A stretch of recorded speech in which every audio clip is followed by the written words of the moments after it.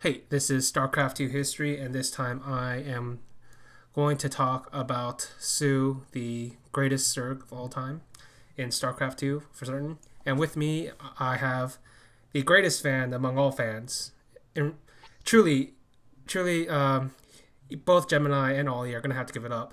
They might have been fans of Hero. They might have talked about him in fanatical ways as if I was joining a cult to their one Protoss god. But in actuality, Mizenhauer here is the truest soO fan, the truest fan of them all. He has literally gone to Korea. He has sponsored him. He has, in a sense, I think the only thing that he might love more is K-pop. I haven't actually asked him which one of those he loves more, but that's about it. So those are the only two things you really need to know about Meisenhower. He is the truest soO fan of them all, and he is also a K-pop fan.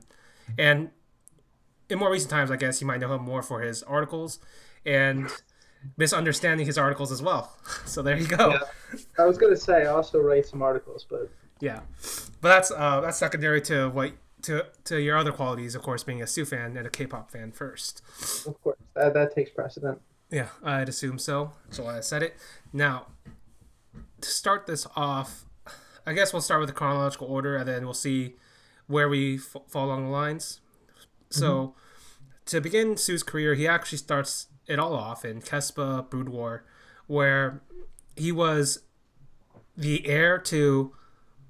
I'm not sure if you know about this. Basically, he's the heir to the SKT Zerg dynasty, and Yeah. that's actually not a very good dynasty to be the heir of, because SKT Zergs were famously known for being terrible up until soO joins that team. Hmm. And basically, soO is able to show some pretty good results near the end. I think he gets like a top four at his OSL, and basically, he is a player that people were really considering he was going to be the next a potential rising star. So there's soO. To put it into context, there's soO. You know him, Yeah. Sulky, Rain, Innovation, MVP. It was like these types of guys, and Yeah. all these guys, as we know, go on to be great, do great things in StarCraft 2. And a lot of them incidentally came out of the same draft class. Yes, Like MVP and Innovation were all in the '08 draft class or so. yeah. You would think MVP would be older, but it's not how it His works. his body is much older. Yeah, the body's much older. Perhaps the mind as well, given what he went through. But we're not here to talk about that. We're here to talk about soO. So basically, he transitions over forcefully. Actually, this is an important point to note because he doesn't take to it nearly as well as his skill probably should have led him, and the reason's probably because it was like a forceful like transfer, basically. He said himself that when he first transferred, he it was like forceful. Like he didn't really want to do it, but he did say that he thought it was a chance to like get something done because he felt like in Brood War everybody that was good was so good. Mm-hmm. But in StarCraft 2, maybe it's an opportunity for him to get something done, more than just making round of four. Yeah, and obviously, like when talking about Brood War at the end, there's these a few freaks near the end of the Brood War saga that like basically break the game, a bunch of them in a row, basically, to the point where like basically all the greatest of all time players all showed up at once, all near their prime, all in the last years of Brood War. So it's an extreme period, basically. It's like the most extreme, like probably one of the most extreme periods of any individual game I know of. So the fact that he even got to round the four is actually like a testament. It's actually like really fucking good. But anyway, so he decides like, okay, I will switch over, and he comes over into the Broodlord Infestor period. And let me check exactly, but I'm pretty certain he didn't have anything huge happen during. Yeah, he Yeah, didn't at that he time. from the beginning, he's never been a Broodlord Infestor type of Zerg. Mm-hmm. That's never been his thing. So Yeah. it makes sense that he would not really catch on to it super fast. Mm-hmm. Yeah. Basically, not.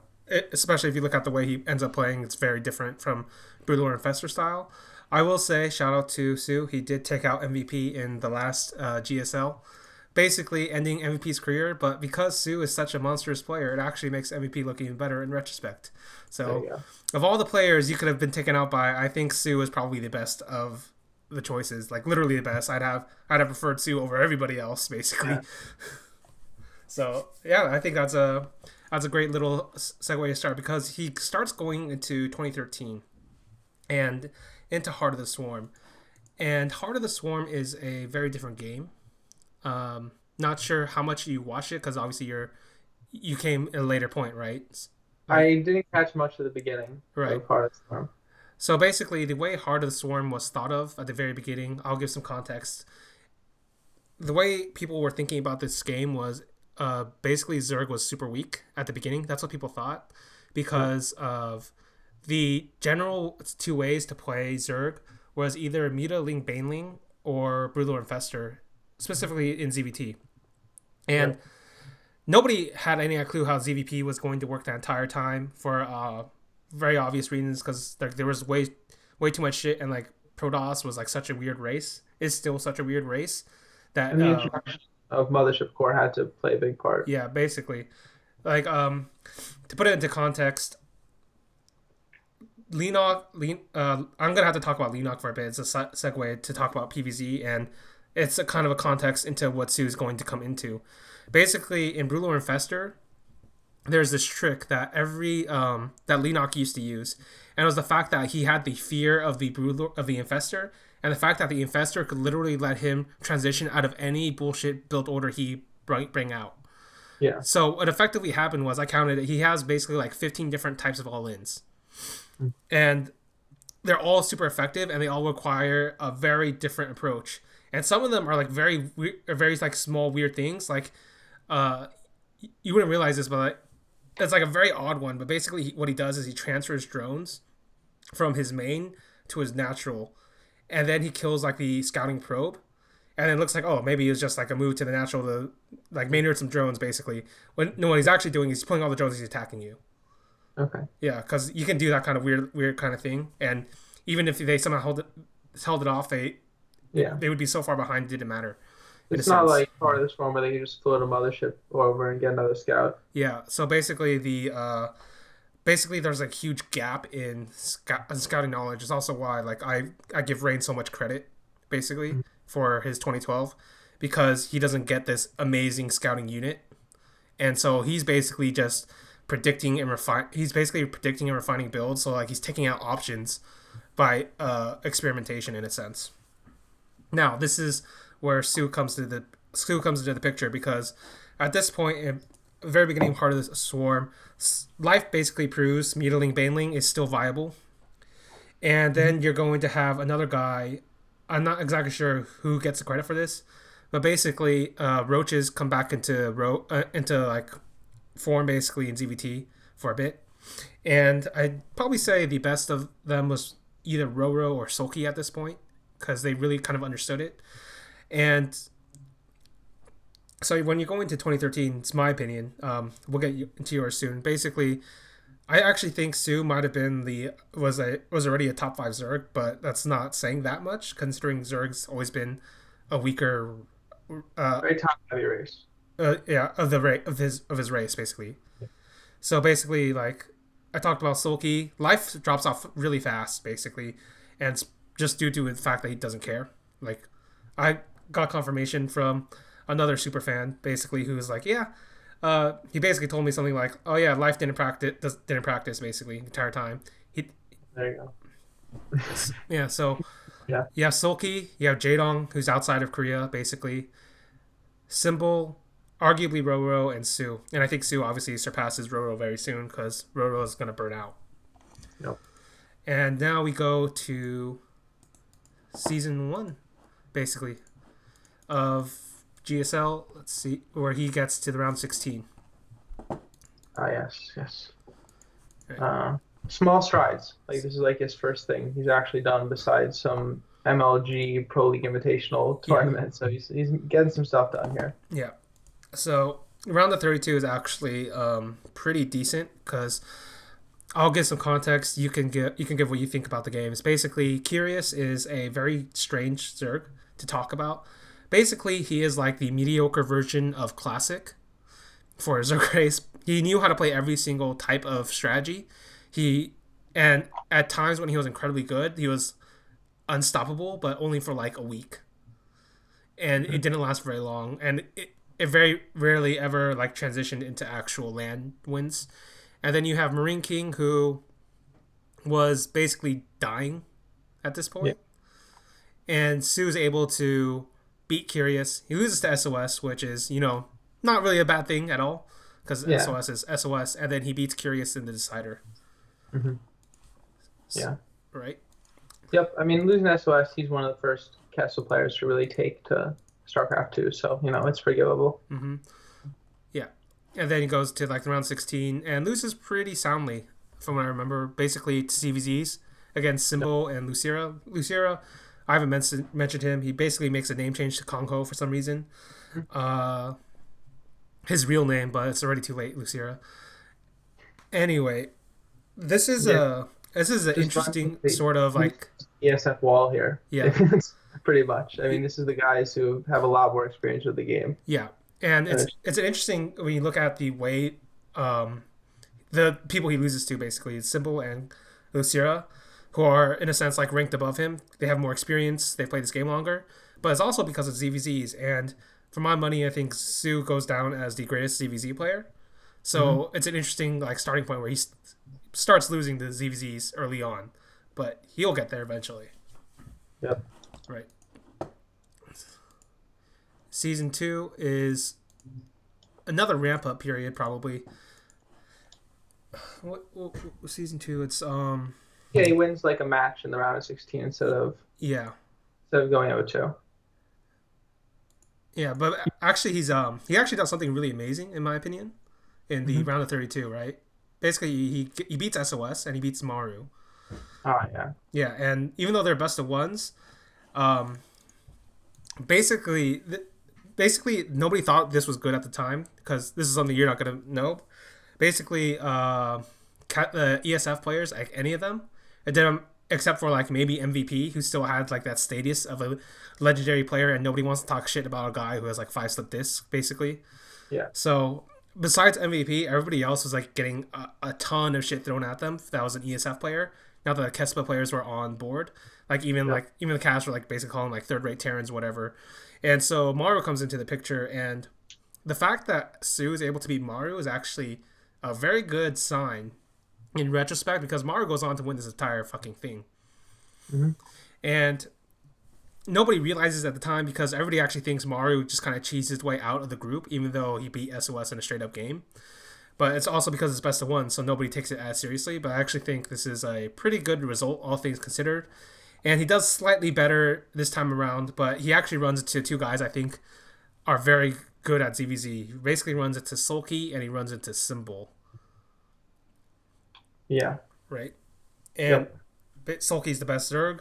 Symbol is actually still a very good Zerg at this point, not nearly as like dead as he would be like a year later. Yeah. Mm-hmm. It's progress. Progress, right? And he also beats Parting. Parting is a guy I don't actually think has good PVZ, but he has very good micro. So that's the fact that I could do that is pretty. It's already pretty good in my opinion. Yep.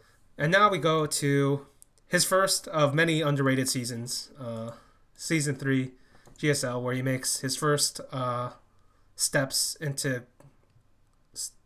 I won't even Well, call it we know where it goes, right? but we know where this leads. It's a civil road. It is the longest civil road anybody will ever travel, so to speak. So talk to me about this. Do you remember any of these games?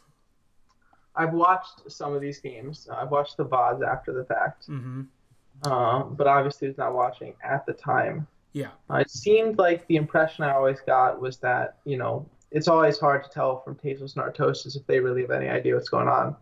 But I think to them, Su is kind of like coming out of nowhere. Mm-hmm.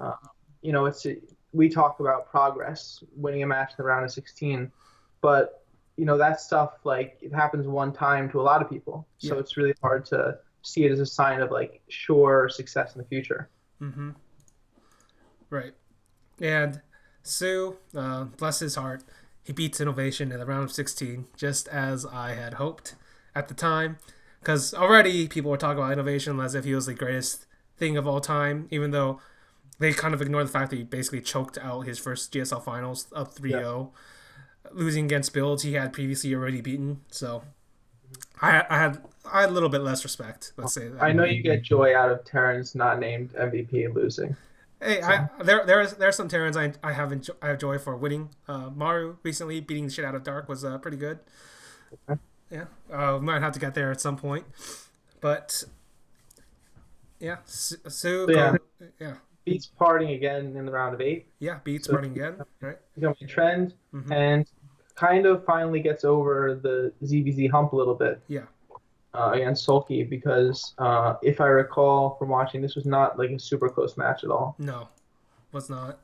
Basically, Sue smashes this motherfucker like straight into the ground, and oh, here's the thing. There's this theory I have basically where you don't, assuming you're not, there's like not something instantly gratifying about your story or your like vision or like your public image. So for instance, like Zest obviously is a pretty boy in a sense. Yep. Marine King, he cries a lot, like things like this, or Idra like talks a lot of smack, or like a foreigner hope or something like that. Basically, what generally happens is you're not going to get a lot of credit for your initial runs until the point where you have built so much credit that they can no longer ignore you, Yep. and Yeah, I mean, that's gonna be you're, like Sue's story, right? I mean, you're assumed to be a one-hit wonder until you do it again. Yeah, or in actually Sue's case, he actually has to do it 4 times or five That, times, yeah. like before he actually gets the credit he, in my opinion, rightfully deserved the entire time. But basically, this is an important match because I pointed this out with the thing I did with Wax Angel.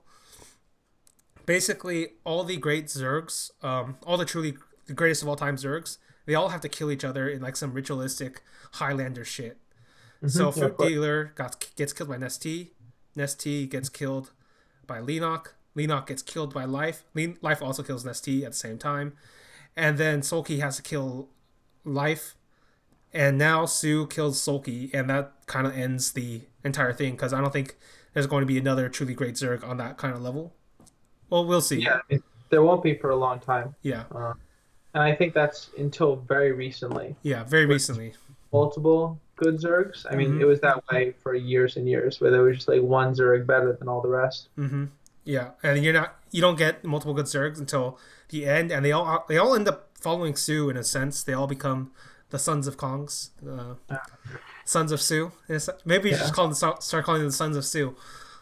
Rogue's rebelling. He's trying to buck the trend. He can try, but he still has to Right. actually prove it. You can't just have Maru talk him up. Can't wait till he gets to a GSL final. Yeah, see it. He'll definitely follow along. He'll learn the fear. Yep.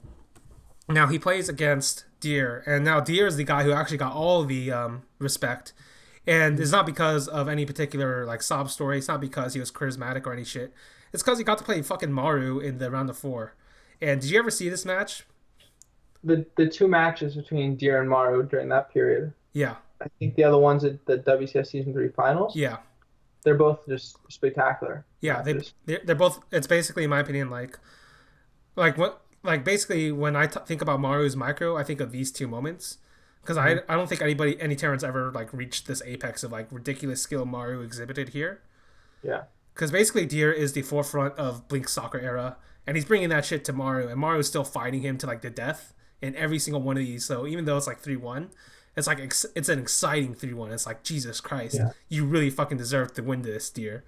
It's hard not to be in Deer's corner, if you know what I mean. Oh, yeah. Because both him and Sue aren't big names, Mm-hmm. but Deer just comes off this great series, and Sue just beat the crap out of Stolke. So it's pretty obvious which one the objective fan should root for. Yeah. So basically, Deer and Sue they play it out, and you know what? Sue actually makes a good accounting of himself.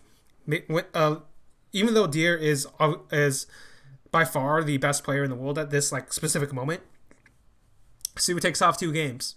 Not bad, all things considered, right? Yeah, I mean, as you know, Sue in the first couple finals, the first 2, shows up pretty well. Yeah.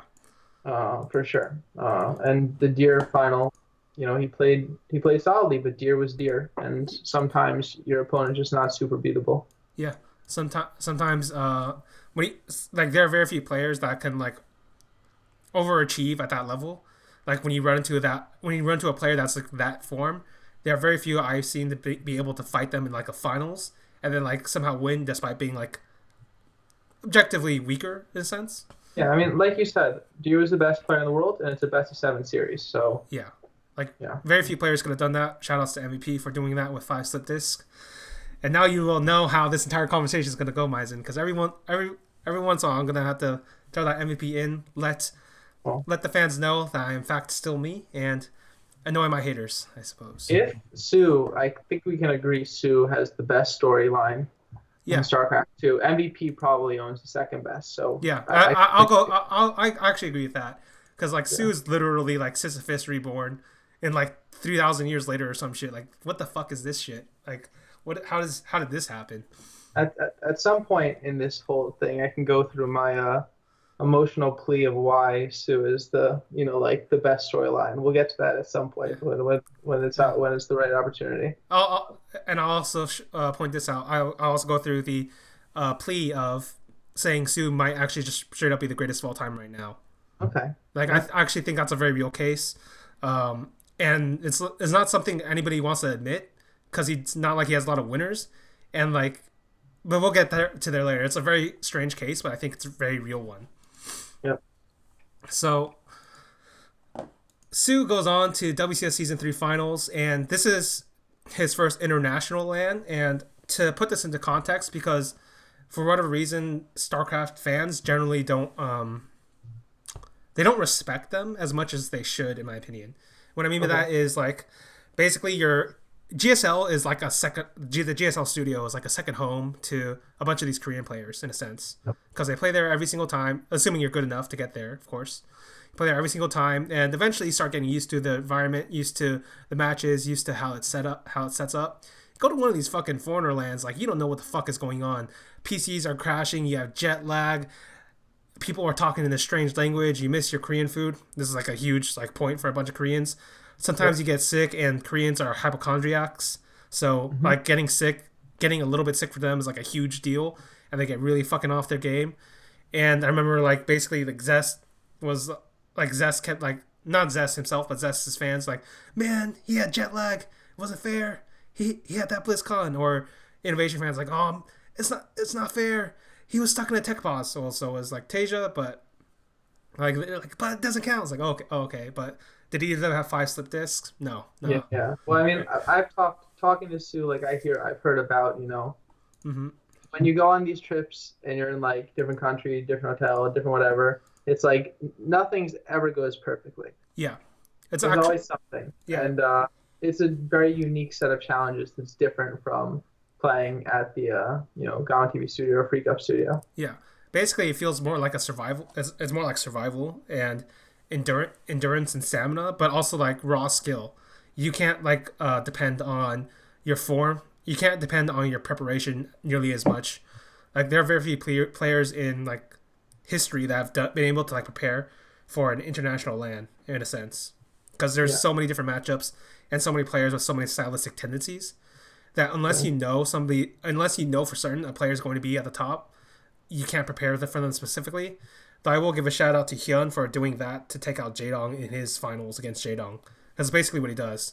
Because he Yeah. assumed like this year, it was during this year, same year, he assumes that like Jaedong is going to make the finals because he had made a bunch of finals and then lost them. So he had specifically prepared a bunch of anti-strats for Jaedong. So, by the way, this is a long preamble for an event that's going to end rather quickly. Yeah, but basically what's going to happen is Zoo gets knocked the fuck out. And Yeah. it's too bad because I actually think like this basically like puts like Sue's uh social credit back down the shitter, even though he went to the GSL finals. Nobody respected him that much for it, but I mean, come on, he plays Maru, and Maru is fucking awesome, so I don't see how anybody can blame him for that. And as for Buell, Buell is an underrated Zerg at this point because he really starts rising up more in WCS NA, and nobody's gonna realize how good he is until he comes home to Korea and becomes the son of Sue. Yep, going to be a long time. And the second event he did down the year, the Hot Six Cup, Yeah. runs into Maru again. Mm-hmm. This time he doesn't win a game. Yeah. Uh, I mean, Maru's a fucking freak, man. What do you want? What do you want me to say? it's unfortunate to have to play him, but it's a guy that You have to beat. maybe he should do better against after doing so well in season three. Mm-hmm. But it doesn't come all at once for so. Yeah, basically like soO's like TVZ style, which I have like massive respect for. He doesn't build it until the following year. Yeah. Yeah, like I feel like that's a fair assessment. Like basically throughout this entire time in like GSL, like except for somebody free like innovation, it's generally not. It's generally pretty hard to beat somebody like Maru until you reach that level. Yeah, So, and especially in a long series. yeah, and It's, beat him in a best of one mm-hmm, earlier in the year, but it's a best of five. It's yeah, tough. absolutely. Now we go to 2014 GSL Season 1, where the soO saga continues. Uh, Yeah. basically, Well, I think it continues, but it sort of really begins in like it truly begins, I first. suppose. Yeah. But actually, he doesn't get credit until Season 3. Yeah. Like, because I was there in time. I was like, you gotta believe me, man. This guy is fucking amazing. He got to the finals twice. It's like season. You gotta believe me, guys. This guy is actually going to be one of the greatest of all time. He got to the finals 3 times. Only MVP has done that. Yeah, and then it comes to BlizzCon in life, and it's like, oh, who's Sue? Yeah. Yeah. Fucking hell. But all right, here we go. So soO in this first season truly starts off and does it pretty well. Plays against Panic, and you're probably not gonna know about Panic. Do you know about Panic a little bit? I know of him. I know of him. Basically, Panic's entire career can be summed up into this one moment, and actually, it's a very telling moment of innovation. So basically, Panic and Innovation play out in the GSL Team League, which is like a B tier team league basically at this point. Even though it had a better format probably and had like pretty good players, but obviously Pro League was the big thing by this point. Yep. And so he plays against Innovation in this team league, and then Innovation was basically just ruffle stomping people with his typical like SCV pool in TVP that matchup. And so what Panic does is genius. He basically like doesn't scout. He just gets in the mid game, builds 12 cannons, and builds High Templars, and then waits for the SCV pool, and then wins. And he ends Innovation's streak. Oh god. And Innovation didn't scout this. I don't know what Innovation was thinking. He even saw the cannons, and he still went for it. Well, at a certain point, Innovation doesn't turn back. So At a certain point, he no longer thinks. Yes, I agree. yeah. So yeah, that's basically Panic in a nutshell, and this has nothing to do with soO. Basically, soO smashed him. The good one is actually SOS. And yeah, basically SOS was pretty good this year. He doesn't have that hangover effect that Rogue has from BlizzCon. He is actually still grinding it out, still being good. But he loses to soO here. Do you remember this? Nope, I don't remember the first round of 32 games. Yeah, me neither. So we move on. Much more importantly, though, he plays again. There's an issue with like soO's history where like everything gravitates toward the finals. If you know what I mean. Basically, they're like all the stuff leading up to it is so unimportant compared to they're basically like Nexi. Basically, like this the only thing that matters is the finals for soO, both in his career and in how people perceive him. Yep. So soO goes on. He beats Trap Bibiong. Trap was, in all these Gemini's opinion, very underrated Protoss. Very sneaky Protoss. Very cheesy. Has his own set of builds. Beats him 2-1. Bibiong was the match fixer, but outside of the match fixing thing, he was a specialist. Specifically in Pro League, he had a bunch of like very specific builds he was very good on. He was the guy that mech'd Classic. Yes. On Outboxer. Yes, that's him. Yep. Yeah, he had a bunch of like very funny sniper builds. And so that's why he never has any good individual results, because the way he plays the game is very like bad for best of threes and more. Yep. Round of 16 actually is one that interests me. Yeah. All right. This is like where we're starting to define the Mutacorruptor kind of style that soO does throughout the year. Yeah. Which to me is a very interesting thing, because we talked about how soO isn't much of a Broodlord Infestor kind of player. Yep. And this is around the time Swarmhost is starting to become more popular, right? Yeah, basically this is basically Snoot comes up with this idea, and some of these Zergs in Korea are taking it up. Specifically, Sulky is probably the best of them, but there's a few others that do it too. So And Sue, yeah, so Sue, that's not really his cup of tea, playing like that. no, So he absolutely not. decides in this Mutalist Corruptor composition, which is just built around like, expanding, Hmm. constantly expanding, always hitting injects, having a lot of production, and just very dynamic play style, which is good for Sue, who's a player who's at his strongest in the mid game. Absolutely. So basically, he decides it. Like, okay, there's this weird parallel, but basically, in Wings of Liberty, when Ruler Infestor was coming into play in StarCraft 2, Korea were the last Zergs to take it up, and the reason was because they all preferred playing Mutaling Baneling, but then they Mhm. had this map called Antigua Shipyard where it's impossible to get a fourth. So then they all reverted to Broodler Infestor, and they all realized, oh wait, Broodler Infestor is 10 times stronger for half the effort. I guess I'll play this from now on, and that's basically what happened here. Here it's a bit different because Swarm hosts, while it's not is interesting, it does require a certain amount of skill, a certain amount of patience that not Yeah, all players will have.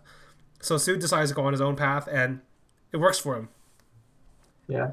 Throughout the year too, it's a Yeah, long, so it keeps working for him, even as the Swarm host style gets better and better. Also, yeah, and basically everybody basically figures out that the Stormhost style is probably the best. Even Life does it. So, and Life is also a player who likes playing that dynamic kind of style. yeah, And so you go to the round of 8, and then of course Sue meets Parting again, and of course Sue beats yeah. Parting, right? Becoming a trend. Becoming a trend. Yeah, Basically, like I will say this because it sounds like Parting's not that good in CVP, and he probably isn't. But he actually has beaten every other Zerg player except for Sue, and the reason is because he's like an incredible micro player. yeah. But the fact that Sue's able to shut him down so consistently shows there was something there. Well, Sue has this little advantage, and even Korean Protosses have said this that Sue just has more stuff than Hmm. other Zergs. That makes sense.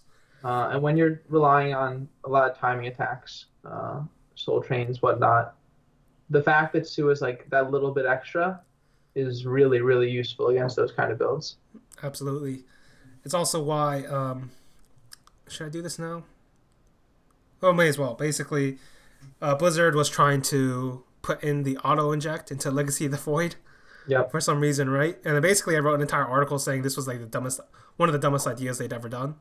I mean, not in such harsh tones, but basically, I Well, said, I agree with you, so we're on the same page. yeah, but basically, I said, listen, you're basically taking out the skill out of the Zerg race, and yeah, maybe the casual fan can't notice, but basically, Sue is the only guy who is literally hitting all of these all the time, and nobody else is. So you're literally just nerfing one guy to like uplift everybody else. Like, what the fuck are you guys doing? Was basically my point there, and did stop it. Didn't like completely like stop the inject nerf because I think they went from 4 to 3, which is an Well, important point. they really got you because they made Ultralisk like the go-to comp. So Yeah, like you so I didn't was need as tricked much anyway, larva. right? Yeah, you didn't need any larva anyway, Yeah, so it's so all good. yeah, well, Yep. yeah, So well, that's Blizzard for you. But like I said, here we go with the semifinals, and life returns. to me, this is like the first truly great series of Sue's StarCraft 2 career. Mm-hmm. Is this series right here, Yeah, which goes the distance and has one of my favorite games of all time, yeah, which was the game on Heavy Rain. mm-hmm. Life actually wins, but it was just like, to me, this is why Roach vs. Roach can be cool. Yeah, Uh, and yeah, it's a great series. And the fact that Sue is for the first time, like he plays Deer in a final and he loses, so you can't really count that as, yeah, in retrospect, you can't count that as Sue against adversity. But this is his first time against a really tough opponent, best seven series, and he just shows up. mm-hmm. And to put it in context, like I said, Life wasn't practicing for most of 2013. He does practice at the end of 2014. I don't know why he decides to practice towards the ends of years, but he does. And Life is straight up like easily a top 3 Zerg by from the end of 2013 to the beginning of 2014. But arguably either a second could even argue a second or best Zerg at that point. It's pretty iffy, but it's there's definitely a case there. And the fact that he gets to round the fours kind of proves that case because Life himself had to beat Maru to get out, Yep. right? And like I said, Zerg Highlander, Sue plays Life. Su defeats Life in an epic series, and Su becomes the one. Yeah, this is the passing of the torch for a while. Because basically, he already beat Sulky, and then he also beat Life. So there's no Zergs left. It's only going to be Su until Life returns. Yep. And now Su plays against Zest, and this is probably his second most important rivalry. His first, obviously, being finals themselves. Yep. Yeah, I mean, he goes throughout the year. His worst series of the year is this final against Zest. Yeah. And his best series of the year is the semifinal against Zest. Yes. So it's a nice starting point. It's a nice bookend. Zest is, in my opinion, one of the best Protosses of all time. Arguably the best Protoss of all time at this point. It's pretty hard to argue otherwise. I think so. Yeah. And certainly in 2014, at least, he probably has like one of the most dominating periods any single player has had at that point. Only other person that was arguably above him before that was maybe MVP. And MVP obviously had the caveat of being very early in the game. And so it's not like a Kespa regime so much. Strangely, though, Su's actual dominance in this period is probably as equal to either of them in a sense. Yeah, I agree. Yeah. I mean, I think by the end of it, people will like finally realize how impressive the whole thing was. Yeah. So so basically, Su goes into what I call sacred GSL territory because 3 GSL finals, only MVP has done it, and the fact that it's 3 consecutive, nobody has done that. I'm almost certain nobody has done that. So this final though, this is the one that could have changed everything. Honestly. Yeah. This is the one where like if you had to send somebody back to change things, this is the one that could have changed everything for Su. Right? Yeah. So I mean, if he wins one of a couple games, particularly the Ansu game, I mean, he wins GSL, and then maybe he's the guy that wins 6 finals instead of losing them all. Becomes the greatest bone draw of them all. Truly. Oh, exactly. Why not, right? I mean, we could. It's a fictional history, so we can write however we want. Yeah. If actually I'm not sure if you ever read it, but there is like some article in. I don't think it was ever published.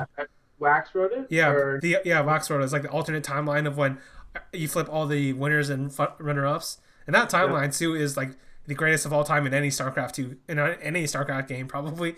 Like so many fucking GSLs. That's how it should be. That's how it should have been. Yes. And that was written before all the ones from last year too, I think. Yeah. That was before all those, and he still would have been like the greatest of all time for sure. Like it was inarguable. Like basically, if you want, you could get the Protoss side of things for this particular finals in the Zest video I did with Ollie. But here's the Su side of things: is I think Su was straight up the better player in this finals. I agree. But that doesn't really matter if you're the better player if you choke under and I don't even mean like choke as in hard, but he choked a little bit, and that's all it needed to take, because he only chokes like hard in one game, the Yonsu game. Like that's the game everybody points to basically. Yeah, this is the one to give you an idea of that game. Thank God I uploaded everything into this Wikipedia entry, but at the 22-minute mark, he's ahead 179 to 114 supply.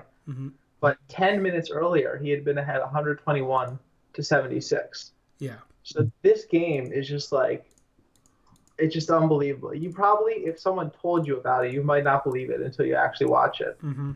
Of just Su just sticking on Mutacorruptor Ling, and just never getting anything done, and never checking, and eventually Zest defends, gets more and more bases, and it just doesn't go well at all. I mean, it's also just a super long game. It just keeps going. Yeah.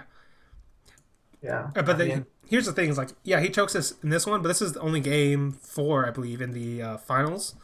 And so the fact that he goes on, wins the next game, kind of shows like maybe there is something to the Su guy. Maybe he does have some kind of mental fortitude, but not really. Game 6 on Ultrazeme is almost as bad as Yonsu. Basically, game 6 was like free. It was pretty bad. Daedalus was okay, but it felt like it was a bit too late. Yeah, I think Sue was not really in it at that point. Mm-hmm. No, it's tough. So he's always been a pretty in recent years he's been super resilient, but in the beginning of this run, Sue wasn't this rock of fortitude that he is now. He was a lot more emotional. Wasn't used, couldn't handle the losing the same way. Yeah. And yeah, I mean, you lose this game on Yansu, you lose the game on Ultrazine, where he like gets out of Mutacorruptor, gets into this big late game already, but can't do anything. Yeah. And he goes for like a timing attack Mm-hmm. sort of thing on a map that's supposedly very Zerg favored, Yeah. but it doesn't. You use the term soul Yeah. for talking about MVP and partying. It just didn't have it. He Uh, yeah he didn't have it in that sense. Like yeah, there's like a certain light you kind of see in certain players at certain times, where it's like this guy is like fighting to the death, or this guy has done something like that has elevated his play for maybe a single game, maybe an entire series. And Sue does have it, but it's not in this finals. yeah. Let's I put it mean, that way. he showed it in the series before Yeah, this series. he absolutely did. He showed it against Life, right? So that's actually why, when at the time I was like very confused, because like the games against Life were like really amazing in a sense. Like obviously one of the great CVZs, Yeah, even though it's not like considered that way, because nobody yeah, likes CVZ that much. But like it basically shows like up until the finals, Sue did have that special something, yeah. He did. and I mean, yeah, he sure did. You could tell even back then. yeah, right, Uh, but he loses. I mean, yeah, so there you go. He's 0-2 at this point in yeah. finals. Oh, on to this point of finals, and actually the storyline for Sue is very similar to the storyline when he lost the first one, as in nobody remembers him because basically the first one you had Deer, the ultimate royal roader, and like he kind of proves it by winning those back to back tournaments, right? And Yeah, basically creating like a 2% chance of getting to BlizzCon and then straight up getting to BlizzCon. Zest basically killed SKT. Then he wins this GSL, and now when they go to the global championship, same thing. He's gonna win that, yeah, and he's gonna do it over Zest. I mean, over Sue. yeah. Exactly. I mean, so Sue is not Zest at this point. Is the Yeah. best way to put it. Mm-hmm. Zest is the best player in the world by all accounts, and Sue is two-time loser. Yeah, that's how to put it. I will say Yeah, he does get some paltry revenge on Maru, but wasn't wasn't as epic as he'd hoped because he's already past Maru. yeah, The Zest is the guy he needs to take out. yeah. Um, so I guess next season is our next Yeah. stop. Um, and he continues to perform really well Huh? in the early stages. Mm-hmm. And Uh, this is the one where people started wondering exactly where like the word Kong was starting to be thrown around, maybe, or yeah, because it. two is too few to be a con, Yeah, two is too but few, but three three, maybe. Yeah, three maybe, but like it was hard to say because Zest, best player in the world, Deer, like super royal rotor, is like not the only one that's really stood out was Classic, right? yeah, So go into this, he makes it out of round 32, nothing spectacular there. Goes into round 16. This one's interesting in a sense because he plays a bunch of Protosses and the ones he plays all three of them actually. Classic, Parting, and Hero. Three of the all-time great Protosses in one group against Sue, yeah. right? That's sweet. Yeah.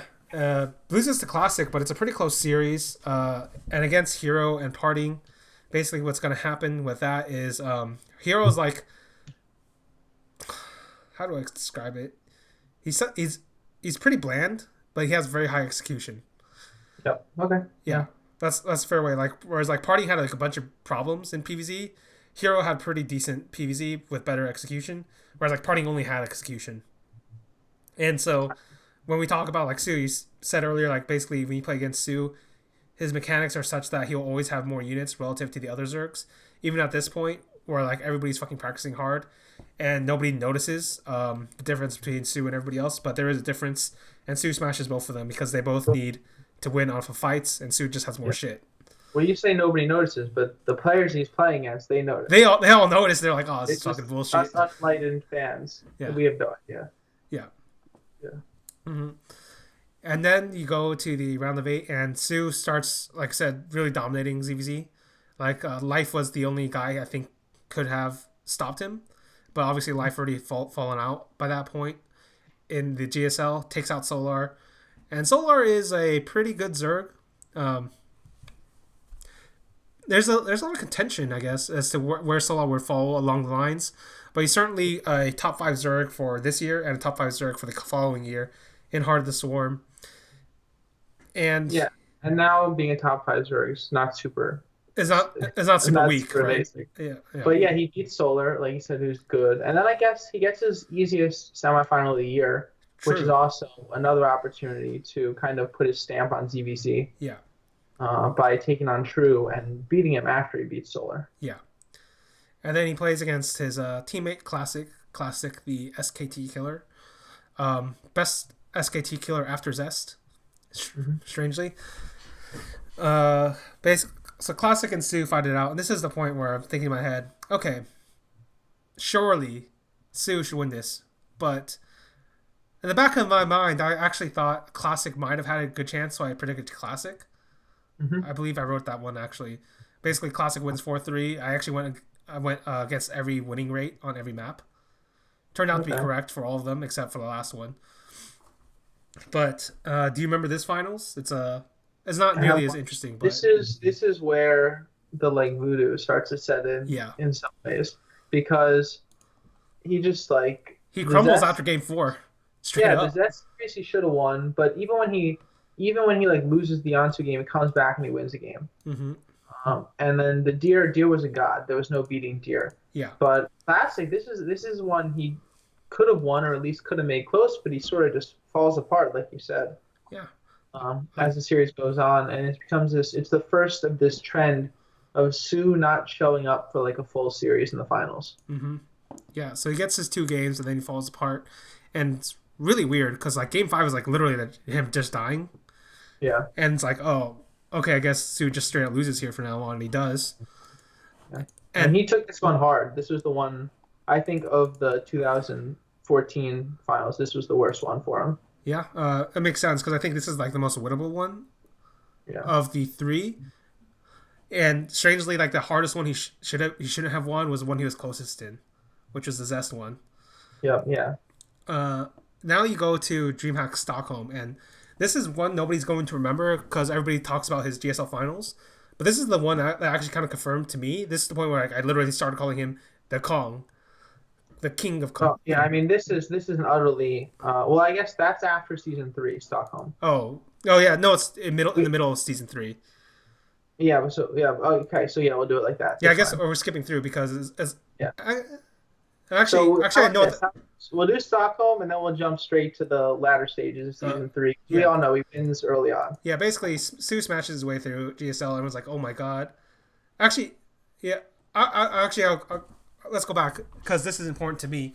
Basically, there's this guy. His name is Flash. Ah, yeah, that This I is know you're going to talk about this one. When yeah, I was talking about seeing Terran, you like seeing Terrans lose. I was alluding to Flash. yeah. Because everybody, listen, man. You don't understand how overhyped this guy was, even though he was the greatest of all time in It Brood was War. like I've never denied that. yeah, it was like beyond times 10 level hype. Yeah, basically, I've never denied Flash was a true god of Brood War and is arguably the greatest esports player of all time, or whatever you want to put him.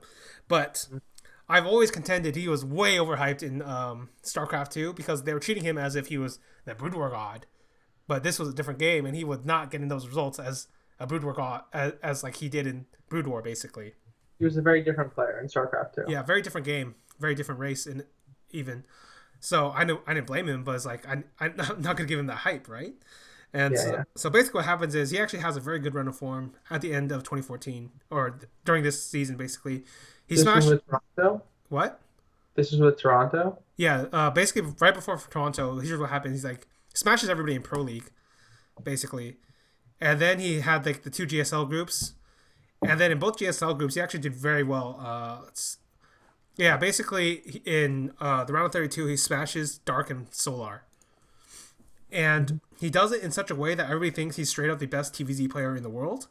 Like, I actually don't think so. I actually think it might have either been... I I was still siding with Maru, but it could have been Innovation or Tasia.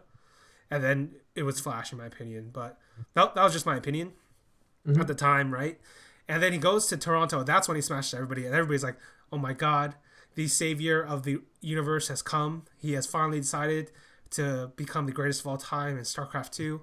He is revolutionizing the game. He has the best mechanics any player has ever seen, the best macro any player has seen, the best builds anybody has seen. He is going to win. And I'm like, oh my fucking God, this is fucking terrible. And then he goes to round of 16 and gets exposed. And gets exposed in the best possible way. He basically gets to play his entire game, his straight up like 100% game. And I don't really care what anybody says, because I got this message a few times, like, Flash slumped in round 16. It was like 2 days later, man. It was 2 days later or 3 days later. Come on. Yeah. Basically, I straight up think he played as good as he did in Toronto. soO lets him play as good as he did in Toronto. And soO smashes this guy into the fucking ground. Yeah. Down to like 30 drones, still smashed him. On the stop, like, there are a couple games along soO's 2014 run that are really worth like going back and watching if you haven't watched them. And this one on Foxtrot is definitely one of these games where soO, like you said, loses more than 30 drones. And Flash just goes into like bio Hellbat and just dies. Yeah. Despite the enormous economic advantage, soO just hits every inject, wins all the fights, little engagements, and just pulls ahead. Yeah.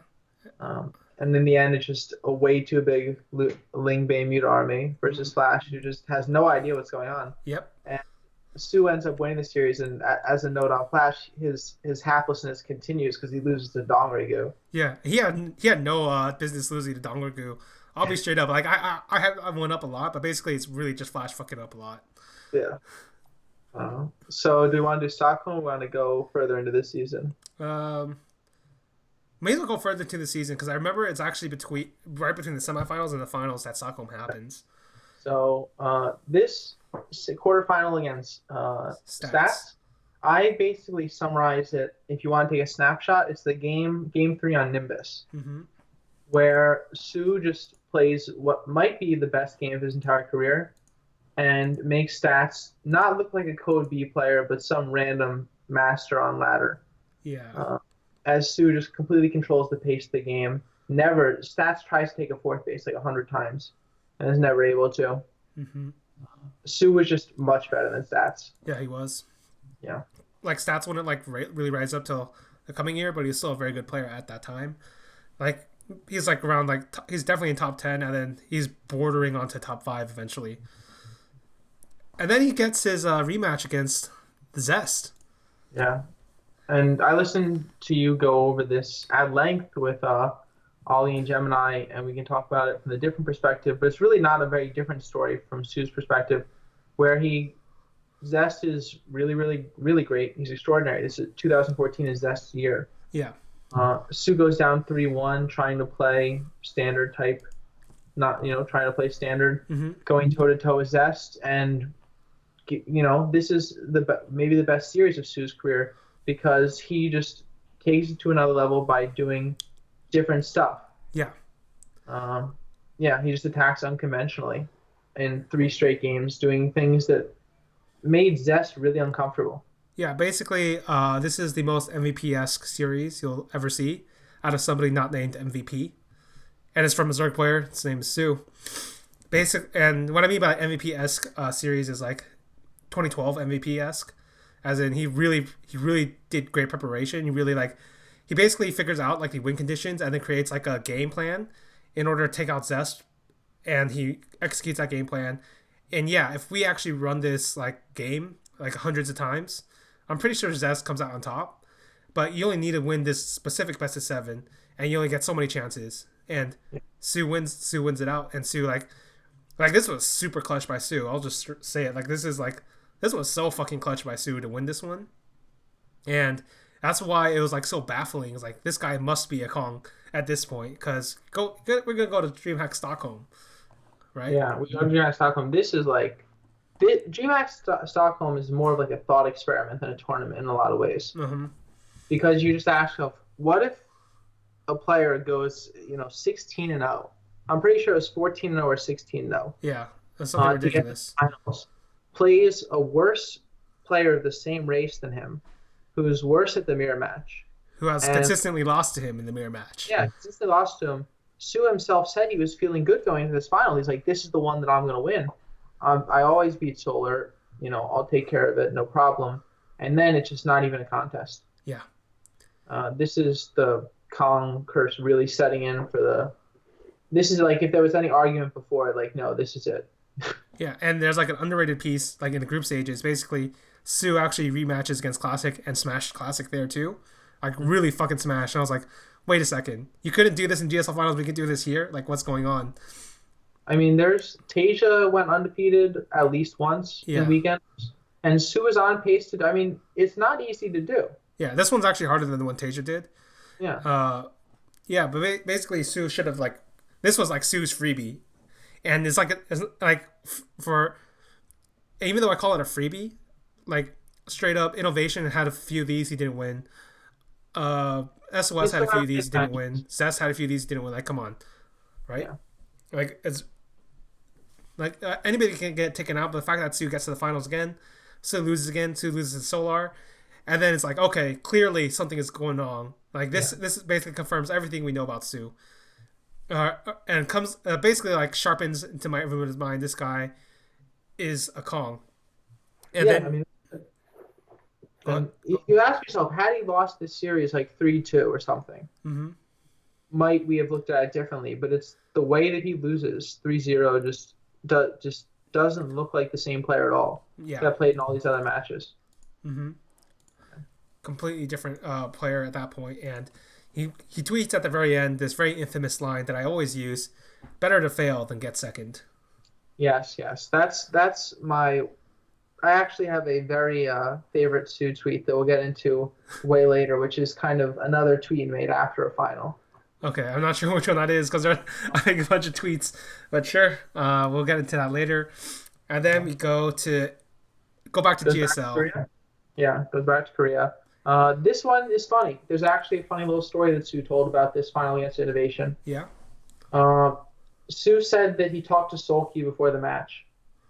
And he's like, what should I do against Innovation? They were newish teammates at this point. Like Innovation joined in the middle of the season, I think. Yeah. So Sulky and soO are much longer tenured SKT players. And soO asked him, he says, what should I do? And he's like, and Sulky says, Innovation's, weak to like Roach Baneling stuff. Yeah. And so soO at Sulky, listens to Sulky and wins the first 2 games against Innovation with Roach Baneling stuff. Yep. But the funny part of the story is soO admits after the fact that he wishes he asked Sulky what to do the next 2 games because the series does not go well from here at all. As soO abandons playing this Roach Bane, timing, aggression, all-in type style, and tries to go toe-to-toe with Innovation. And the thing with soO is his strength lies in his mechanics.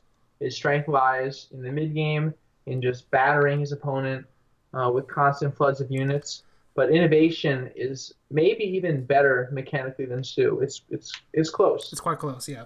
And Innovation just is the perfect counter to soO's style, as we'll see over the years again and again. soO just cannot play straight-up games against Innovation. And to be fair, like, Innovation in, what was this, 2014, right? But basically from 2013 to 2014, there's like only a handful of guys that have beaten Innovation straight up, like mechanical wise in TVZ. Yep. Like Sulky did it for 1 best of 1. Who else was?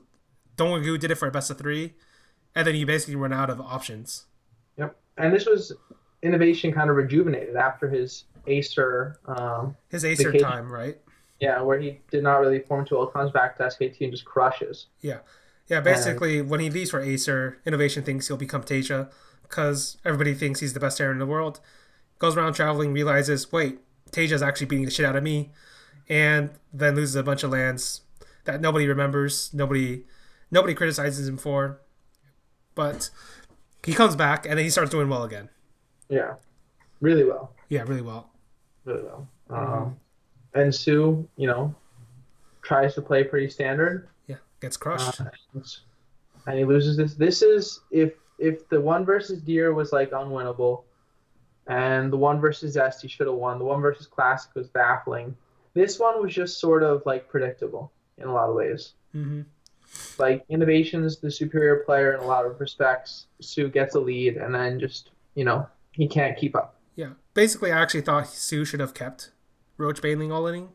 Yeah, he should have just said, "Oh, Sulky said it worked the first two games. I should do it the next two Yeah, also." I was actually baffled he didn't keep doing it. That's actually was like because he basically like comes up with that game plan for Zest, and it technically works against Innovation in like a theoretical like level if you're not talking about matchup. Like, okay, just all in this guy with with an unorthodox strategy, and that'll hit his weakness, and then he just stops doing it. And I was like, why did you stop? It was working so well. Like, I don't know. And And basically, this was the series with Sue losing to two proxy two racks also, yeah, and which is an interesting note. yeah, and here's the thing: is like if you actually do it that way, you beat those two proxy two racks also.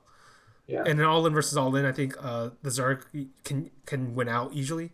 yeah. Roaches usually win the all in versus all in Yeah. fight. So like I said, I thought it was like even more baffling because if he literally like Roach Baneling all in 6 times, I think he would have won. He would have won this 4-2. But And I will give credit. I don't give Innovation credit often, but he had a very good game plan yes, yes, in this series. And when Sue tried to take it into like Innovation's arena, yeah. Innovation just smacked him down really well. Yeah, and I will say this: the difference between this game and the Flash game is how Innovation uses the mines. So this is basically something Innovation comes up with, or I assume because Innovation is the only guy who did this at the time. Is basically he loads up mines into the medevac, speeds them through, and then starts using them to harass and drop the mineral lines, or harass and drop like retreating armies. So Yeah, it's a pretty good way to use it. Nobody had ever done it that way, yeah, and it seemed to like really throw Sue off his game. This is why I said Roach Baneling, man, Roach Baneling. It was your yeah. friend. It was your friend, Sue. So yeah, that's four straight. And as we go to wrap up the year, um, one of your favorite players versus Sue at BlizzCon. All right, Tasia. Now, Uh, listen, I actually don't blame Sue for losing this because straight up, Tasia doesn't practice. yeah. Like, basically, Ollie confirms Tasia didn't practice. Mhm. I certainly didn't practice in Korea. And so what happens is Tasia is such a uniquely stylistic player. It's very hard to play against him if you've never played against him before. Yeah. Because Uh, basically, he's just going to take it to the management game. He's just going to keep. All right, basically, if you want to talk about any competition or any like specific kind of game, it's always going to come down to this. It's going to become a series of decisions you make over a long period of time, and then eventually the guy who makes the wrong decision first will eventually lose out. And Tasia almost never loses out. is actually this to me is a very interesting series. First off, Sue admits years later to have taken Tasia really lightly. Yeah, He his thought, mistake. yeah, he thought Tasia was a joke. But it's a cool series because Sue doesn't play badly, Yeah, really. he doesn't. He Sue is a player. Sue is a guy who's super critical of himself.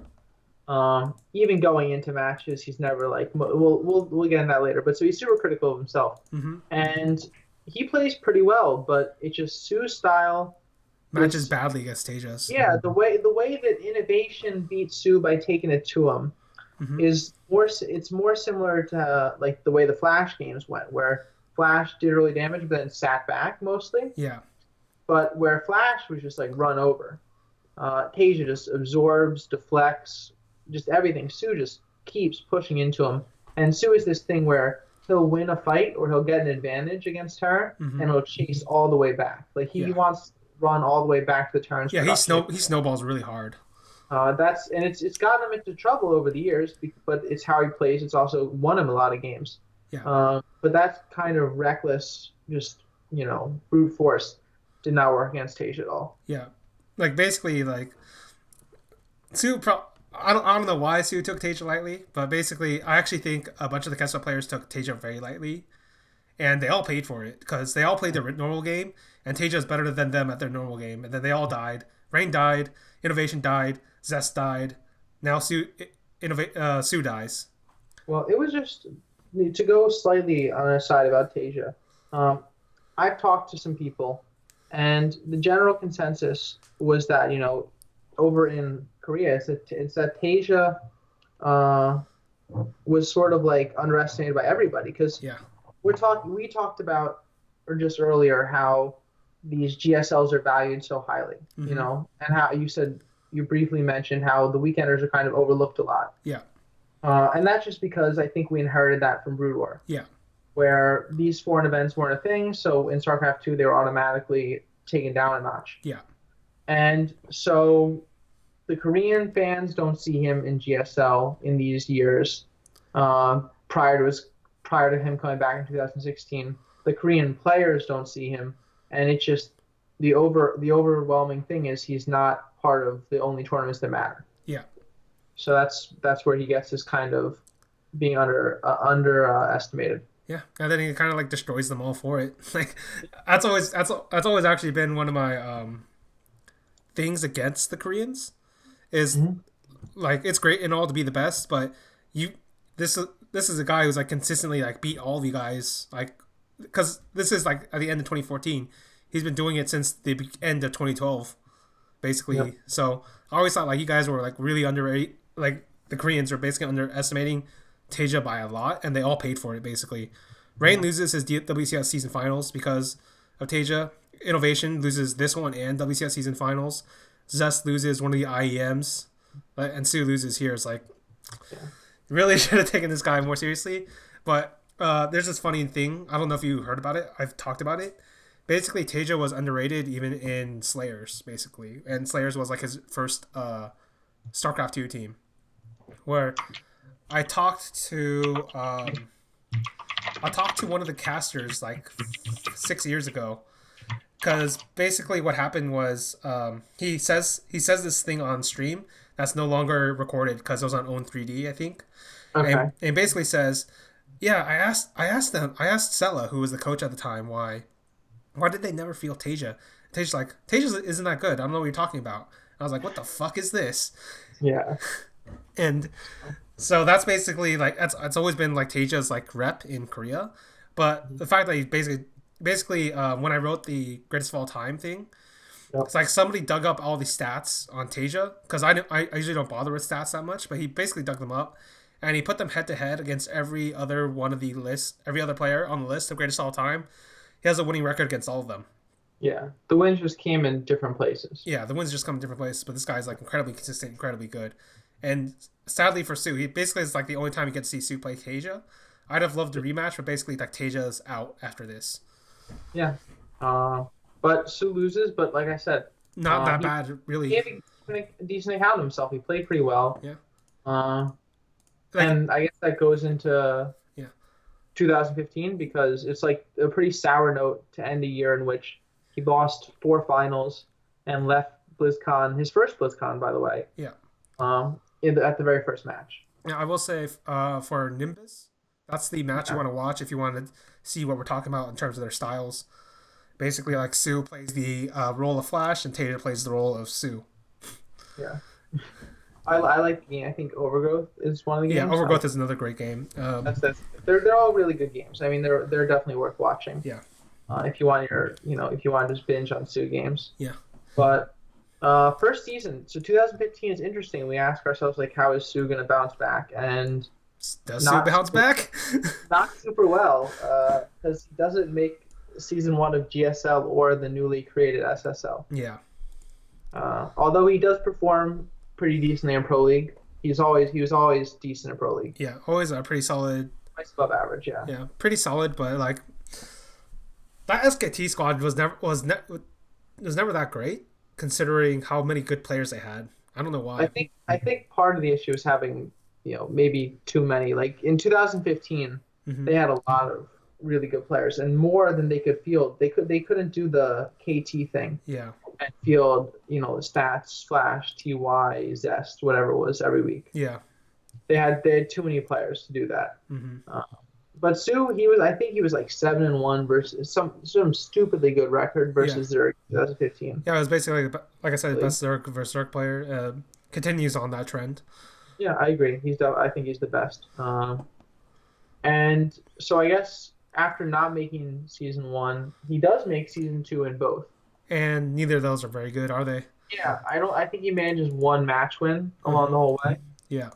Um, season so somewhere in this next, I have to look at the exact dates. Yeah.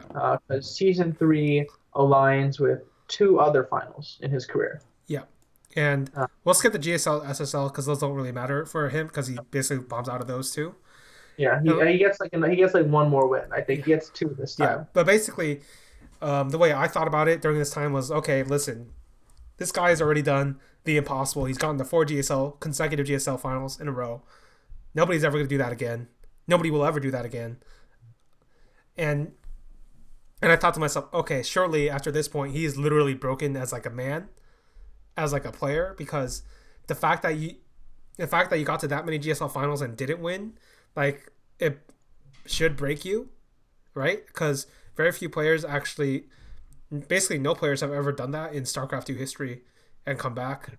But to be fair, nobody's ever like done even gone to like that many GSL finals except for MEP, right?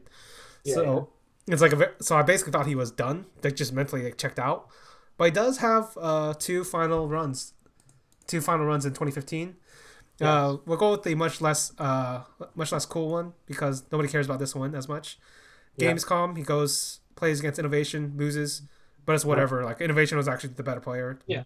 This is another just Sue can't beat or struggles to beat innovation in straight up games. Yeah, they Um, go into what do you remember? Did you want to say something about that one?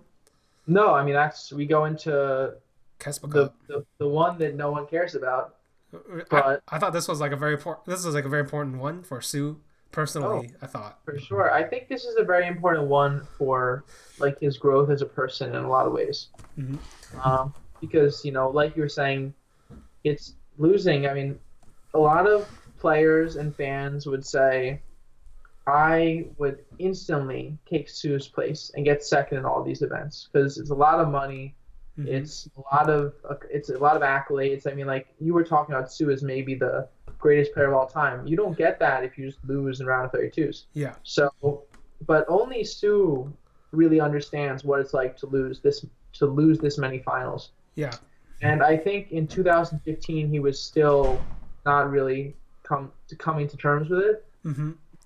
So this is good. He wins an event. He gets in because this weird tiebreaker match. That's the funniest part. He didn't Yes. even He wasn't even qualify. supposed to be here. Yeah, he gets in a tiebreaker because of Pro League, which we said he did pretty well. He was a really high rated player in Pro League round three. He gets in Hmm. and plays a good tournament. Yeah. Yeah. He actually has to beat Zest to get that seed, basically. Yeah, he does. So if you count that, he has to beat Zest. I mean San, but Hero, Flash, plays well, plays well, plays well, gets to the final. And this is, to me, this was like a really cool final narrative wise. Yeah. Basically, this is actually the first and only finals I've ever seen where I can legitimately say Sue played clutch. Yeah, he played really well. I mean, back then, Dark was not very good in ZVZ. Hmm. Back then, Dark was inferior to Sue in pretty much every way. Yeah. But we had this like big, con curse. Dark had himself lost in the finals of the first season of Casper Cup, I think, to Hero. Yeah. Um, but Sue plays like the best finals of his life. Yeah. Yeah, But it does. And it does. it's really cool because as Sue stands on stage, he was like he said to himself that this is the moment that like pro you think of when you're a kid or when you're a B team or you're a trainee or whatever it is, and you're thinking about like I want to be a pro gamer. He said this was the first moment in his career where he was like, this is why you want to be a pro gamer. Hmm. Hmm. So it's really good for him. And it's cool because I thought it could have been, right, like the passing of the Kong torch, because this is Dark's second straight final. Dark, as we know, where his career ended up, it's up for debate whether or not he's a Kong. But this could have been it. This could have been, Sue wins this tournament and goes on to bigger and better things. Because this really is just a special event weekender that, in the face of all the other history, means almost nothing. And maybe almost nothing to Sue as well at this point. I will say this for this tournament. Basically, what happens is, if you look at the way the bracket works out, it's like a battle of the Kongs. Yeah, yeah, for sure. Sue on one side, and then Dark has to kill Redeem. Beal and Dream. That's good. I mean, Dark. Yeah, I mean, Dark manages to beat Beal and Dream. I guess And he also beats Fantasy, who himself is a Broodwar Kong. So that is true. So wow, Dark really. If he had beaten Sue, that would have been like the greatest Kong Kong. Killer. If you beat only Kongs, does it even count as winning a tournament? I mean, it counts up until the finals, doesn't it? I guess that's true. Yeah, Yeah, yeah, yeah. that's the way the Kong thing works. Yeah. Oh man, but so that's like we said, Sue is two not very great Yeah. season threes, Mm-hmm. and it takes us to Le- 2016. yeah, Legacy of the Void. And now, like I said, this is the point where like I talked about the entire mechanics thing, but it ends up Yeah. not mattering anyway because, as Mizen says, Ultralisks come into play, and Ultralisks are like this really stupidly strong Zerg unit at the end. Do you But remember the King Stage on Station Beyond versus Dark game? don't It's from really. Blizzard. It's like considered the best game of 2016 Okay, generally.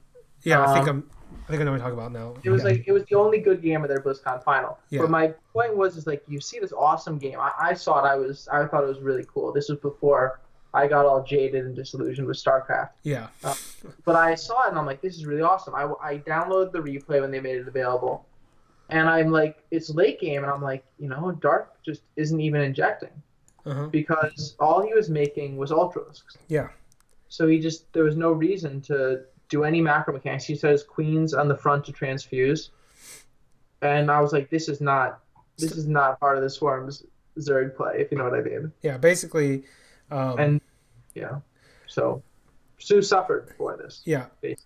yeah. Basically, there's this funny parallel I always make between Nesty and Sue, and to explain that, because it explains Legacy of the Void. Basically, Nesty falls off when Broodlord Infestor comes into play, and a lot of people can't explain why this happened because obviously Broodlord Infestor is ridiculous army composition. But Yeah, basically, Nesty had built into his body and built into his brain the idea you always had a macro and a larva inject, hmm right? And that's how he was getting his wins because it's not like he was necessarily like a mechanical player. It's just like he was focusing more on his mechanics relative to everything else. yep. And so he gets more units. He builds this economy to parlay those units into like trades for the army. And when you get into the Brutal Infestor, that's actually the 100% wrong way to play the game. What you should have done, was what Stefano basically figured out was you no longer inject once you get the max army of infestors and broodlords. The only thing that matters at that point is the army. Yeah, just managing babysitting the army. Yeah, and that's something like Nesty never gets, and that's the parallel between him and Sue is because Sue actually has theoretically a similar style if you're talking about his strengths and what he does because he's basically parlaying his superior mechanics into a very strong mid game where he is the best, and both of them actually enjoyed the dynamic mid to late game with mutilating Baneling a lot. So that's kind of where the parallel comes from. And it's interesting because basically Nesty's style dies out with Broodlord Infestor and nobody else uses it. And then Sue basically reinvents it, and that's how he becomes like the best, right? And I do think it's interesting, not to go too far afield, but 2016 was a year where Zerg playstyle was very strange Mm-hmm. because you went from playing Roach Hydra to Ling Bane in against Protoss, and you went from playing for much of the year, you went from playing Ling Bane Muta to Roach Ravager Ultra kind of style. Yeah. And to me, in that first year, Solar and Dark felt like the most Legacy Avoid ready Zergs. Like they Mm-hmm. really had a firm grasp on how that expansion was supposed to be played. Yeah. While if you look at like Sue, Rogue, and Bial, I mean, after the fact, we've started to learn more about them and what was going on that year, which I'll get into in a second. But they didn't really have the same comprehension of how to play the new way. Yeah. And so if we look at Sue's year, because this is a pretty underwhelming year, and I think if it's cool with you, We'll we can skip just it. sum it up by saying he didn't do very well. Yeah, I will say this for Sue. But there's a lot of stories for this year. Yeah, but I will say this for Sue. I think he actually plays Beyond after BlizzCon and Yeah. some tournament. And He does. The Olima League thing. That was the first preview I wrote for Team Liquid was the Olima League Grand Finals, in which Sue beat Beyond, and then I think he beats Gumiho also. yeah, basically I was super happy with that because usually I don't watch them, but I was like when I watched the Beyond versus Dark games, I was like Yeah. 100% positive Dark had played that wrong in terms of player versus player strategy. Yeah. Because Did, if you look at the way Beyond plays, sure he has great micro, but only in single field vision. yeah. And I don't know if you remember, but they did the balance patch thing Yeah, after BlizzCon, and they reduced Ultralisk armor, I think, was part of it. yeah. But Mutalisks were good, and this was the period in which Bial and Sue Sue were would good turn. Yeah, because they could play Mutalisks, and Beyond just couldn't deal with the Mutalisk stuff. yeah. Um, Basically, but that's it's always interesting. why like Beyond's like overrated in my opinion. And so anyway, this is cool because you talked about Sue coming back this was in like November, December. Yeah. But so this is so Sue, like when I wrote that big article about Sue, I got to interview him and do all that cool stuff. He talked about 2016 as a year in which he really just like went through the motions. Mm-hmm. He didn't, he after I think losing GamesCon and stuff was really tough on him. And after suffering through a lot of mediocrity in 2015, he had his contract from SKT and he said, I'll play that out. I'll play Pro League, earn my money. Just gave it up, just didn't care in the individual leagues. And this was the whole thing. We had that like big quote, which was sort of like the headlining thing of the article, where there were a lot of tensions between him and SKT Mm-hmm. throughout 2016. And the game, it kind of came to a head in that game against Rogue on Overgrowth, Yeah. where Rogue looked in the camera at the end of the game, and Sue's team, someone, it doesn't matter who on the team, but somebody in the organization basically called Sue out and was like, you're under suspicion of match fixing. Yeah. And of course, as we all know, he gets investigated, nothing happens, and so I couldn't imagine a world where Sue does anything like that, and I don't think anybody can. Mm-hmm. But it was just the product of a year in which Sue just really didn't care very much, and was collecting his check, and that was it. And he said it was the season 2, because there weren't 3 seasons. It was season 2 of SSL, the match versus Classic and Dark. Yeah. Where Sue watched this match. It was a semifinal, and he said that he was so in awe of Classic's effort, because Classic is one of the few pro gamers who's older than Sue. Yeah. And he said, "Oh, this guy's older than me, but he plays with such desperation and such fire. Mm-hmm. That was what Sue needed." And he was inspired by it. And so it comes to BlizzCon ends, the teams disband, Sue goes back home, starts streaming on Africa, and this is like Sue reborn as this new person. Yeah. And he beats Beyond. He makes Gyeonggi is the first event of this like new time for Sue, and this is the time in which I started, talking to Sue and stuff. So this is, for me, this is the most interesting year in the Sue story, and I guess we can start with Gyeonggi because that's pretty quick. It's not a long tournament. Beats Trust and Lenok, then plays Beal. Beal was really good. I mean, Beal may have lost his stats at that match. Beal was really, really good for those months. Mm-hmm. Mutalisks were, as we said, they were back, and Beal is probably the best. I think he's the best Mutalisk player of all time. Yeah. He just has such a good sense of what to do with I think he's the best Mutalisk player. He's in every matchup, basically. ZVZ, ZVP, and ZVT. He's also the best Mutaling Bling player in ZVT, period. Like, he basically killed that entire bio thing in 2015 by himself. Yeah. I remember watching a game, I think he played TY in the semifinals of that one SSL. Yeah. There's a game on Coda, I think. Uh-huh. Where it's just like... It was like laughable, basically. TY never left his half of the map until he just lost. Yeah. It was like laughable. It's like... After this whole game. Mm-hmm. Like, I could totally see why, like, every Terran gave up bio and started playing mech, because, like, it was possible to beat Life. It just took extraordinary effort. Like, Dream did it twice. Nobody else could have, but like at moments you think you could. Innovation actually did also, so there you go. But when you played against Buell, it was like literally impossible to beat him with bio. Didn't matter who it was. Yeah, Innovation eventually gets him a couple times in the final. Yeah, but that's with like mech.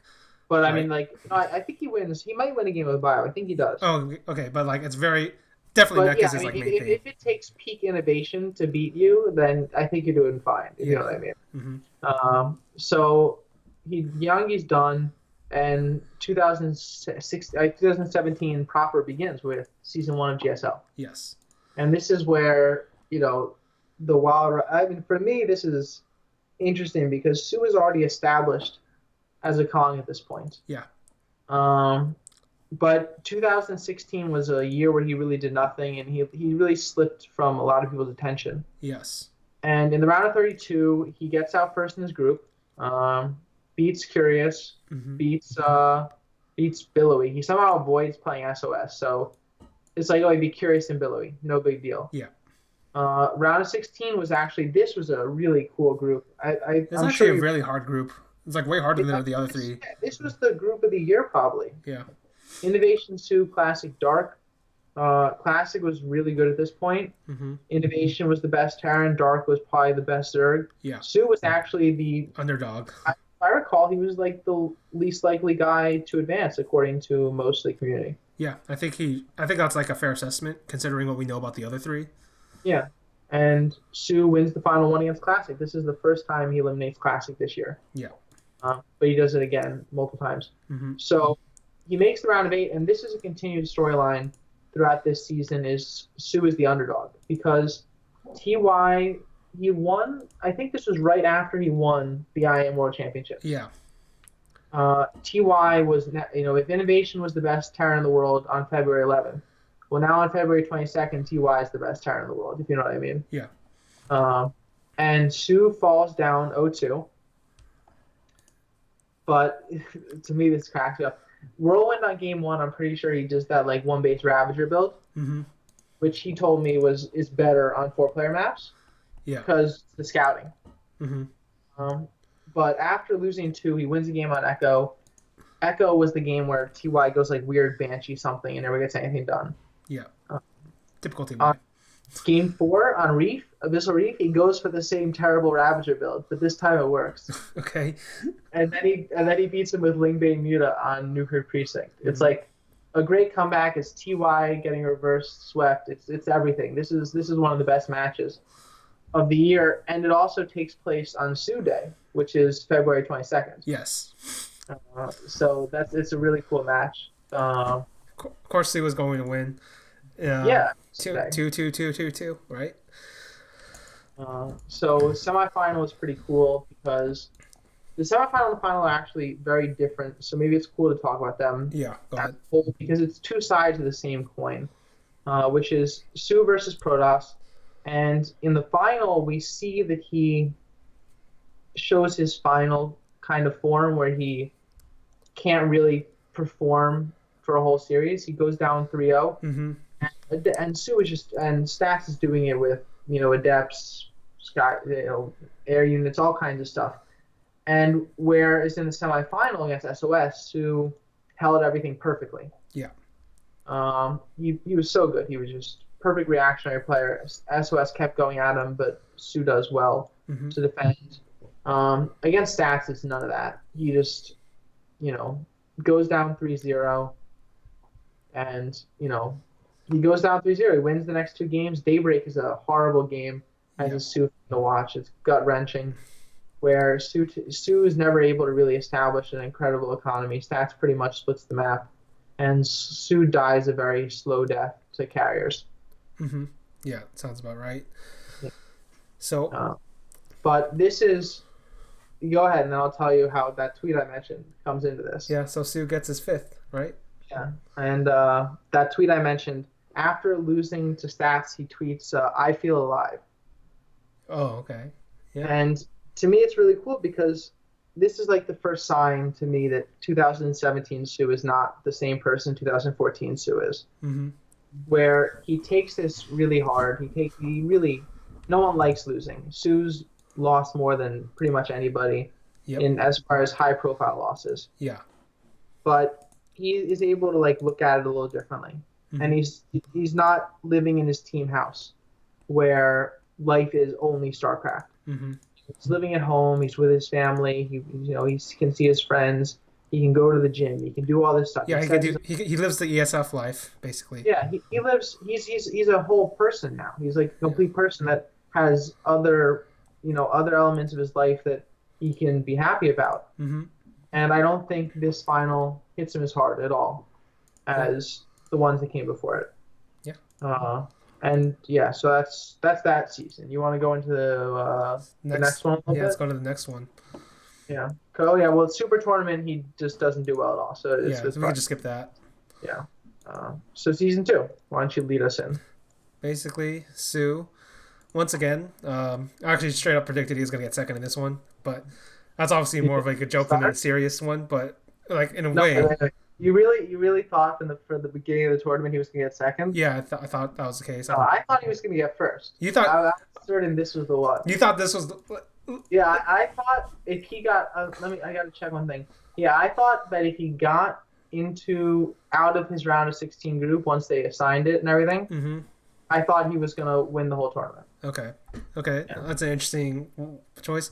I still thought like and I still do basically. He still has like listen. He might be over it in a sense, like mentally speaking. Like he's not no longer broken, but that doesn't mean he's like performing that well in the finals themselves. Of course, but I'm always gonna have Sue's back on these, and I'm all Sue's I'm always gonna believe that Sue's gonna win every tournament he enters, even if he doesn't. I'm gonna choose to believe he will. Okay, so basically that's what happens. Sue loses. No, not Sue.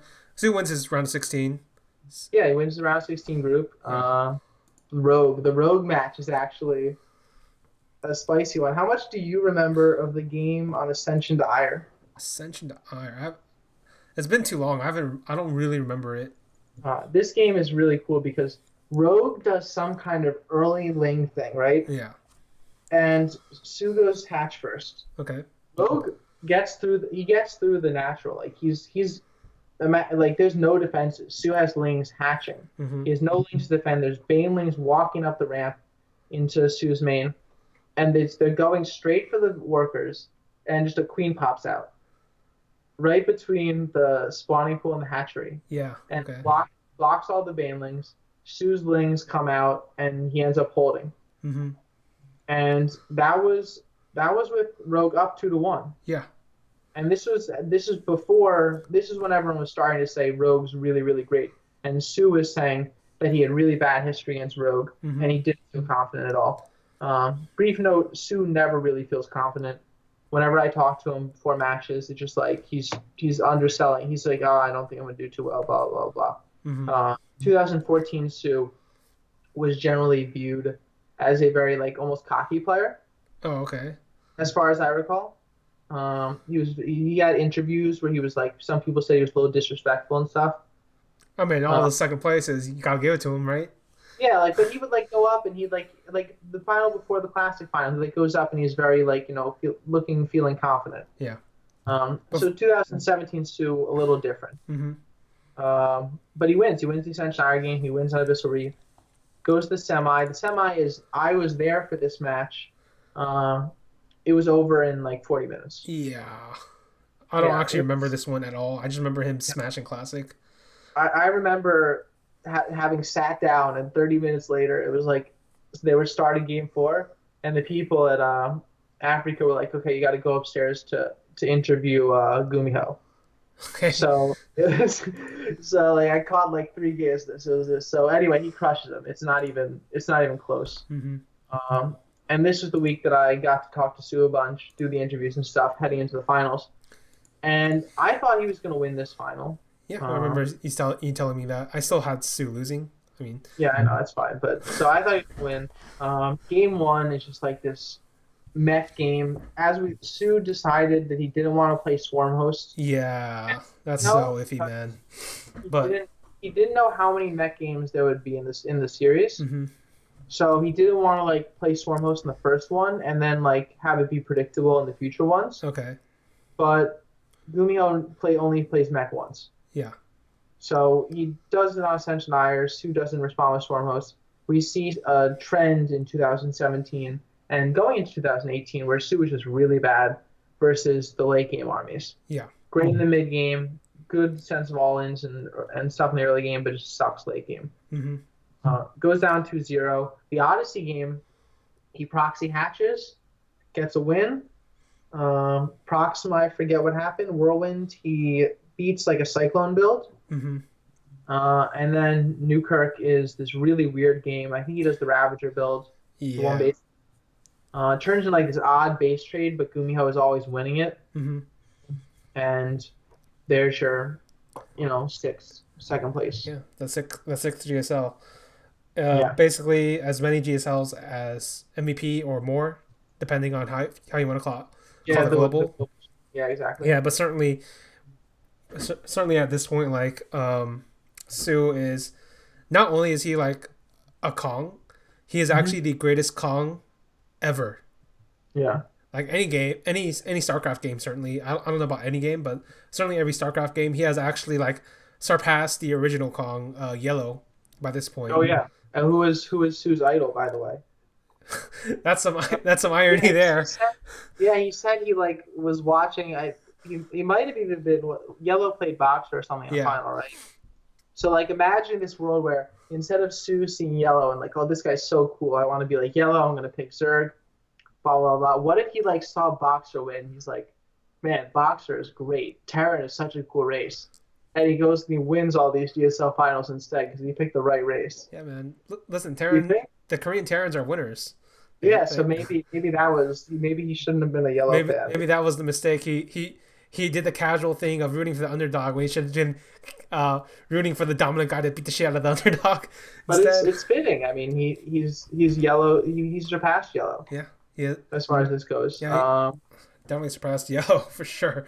Yeah, the summer is actually a pretty just a smattering of doing pretty well in tournaments, but not great. Mm-hmm. Uh, I think he makes round of 16 in GSL season three, Yeah.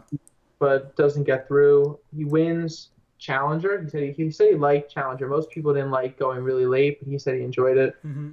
For SSL, and GSL versus the World was a tournament that I think he loses to Ty. TY. Yeah, loses to TY. He still has trouble with mech. Beats Dark. Feels good about that. Beats And so Nurtio. Oh, I know that's yeah, a dark. He beats yeah. Showtime. And I Yeah. don't.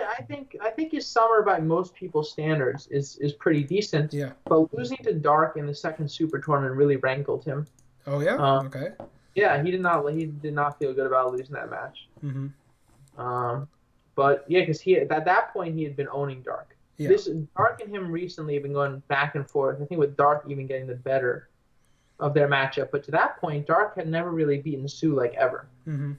It was overwhelmingly in Sue's favor. Yeah. So he loses to Dark. That's kind of like the last note. He wrote the My Life as Sisyphus article around this time, Yeah. where he talked about going to BlizzCon. That BlizzCon is his chance to make Redeem up himself. yeah, to redeem himself, to make up for all his mistakes. He's sorry to his fans. He's been through this long career of second places all the time, and he's going to go to BlizzCon. He's going to give it his all, and he's going to, make up for it. Yeah. And he almost did. Almost did. Despite what people, I'll be fair here. Like if we're looking at Sue, yeah, he was a good player. I'll say that. By that point, but he wasn't like the double GSL runner up he was earlier in that year. No, he was. Yeah, he was. And I'll talk about this a little bit because you mentioned this about Sue being better or worse, relative to earlier in the year. I'm of the opinion that as far as if you look at just from a player sense, mechanical ability, Yeah, basically we're not looking at like the wins and losses, just the skill. no, I think 2014 Sue is better than 2017 Sue in that respect by Yeah. a lot. Yeah. He was much better in 2014 at just making units, killing people, defending, multitasking, all that stuff. He was much better. Mm-hmm. But 2017 Sue has like perspective, he has emotion, he has, he's smarter as far as out of game stuff. He's Mm-hmm. better with build selection, better with planning. Yeah. Like the classic series, he forward classic. That's not easy to do, Mm-hmm. especially people consider classic the better player preparation. Yeah, But and Classic actually has like the most tools to prepare. yeah, Because of and the way his style works. yeah, for sure. I think Sue in 2017 is just better in every other respect. Yeah, except That, for it's like this is actually a very similar like evolution that like a lot of great players have, where yeah, like in their prime physical condition, like yeah, they're faster, they're stronger, they're doing a bunch of shit that nobody else can do. But when they get older, like that shit starts going down, but they start using their experience and their savvy, and there's like a specific moment between one and the other where you get the combination of both of them, but not as quite as much as like the prime peak, and that might be a good way to describe where soO was at 2017. And one really cool note, which I neglected to mention earlier, after soO lost his Gumiho final, this is like a really cool moment where he said on stage he's getting interviewed, which is always just brutal. You know, Yeah. you lose the final. He's 6 times. I always get on Bjorn's case because Bjorn would like cry after losing matches. Yeah. And soO would stand on stage with holding his second place check while his opponent, the guy who beat him, is like talking about how great he is. He being the winner, and soO just stands there. And so I think in the Gumiho match, he says that when soO lost the Classic, there was a lot of talk of like racial imbalance. The Classic only won because he was Protoss. Yeah. And soO said, addressing the crowd and addressing the viewers, don't say this about Gumiho. This final isn't about me. It's not about Terran. It's about Gumiho. Played a great series, played a great tournament, and he deserves to be the one you all talk about. Yeah. Interestingly enough, the next day, soO was treading on Neighbor. Well, I mean, listen, he can say all his words, but in the heart of hearts of every like fan, everybody wanted to see soO.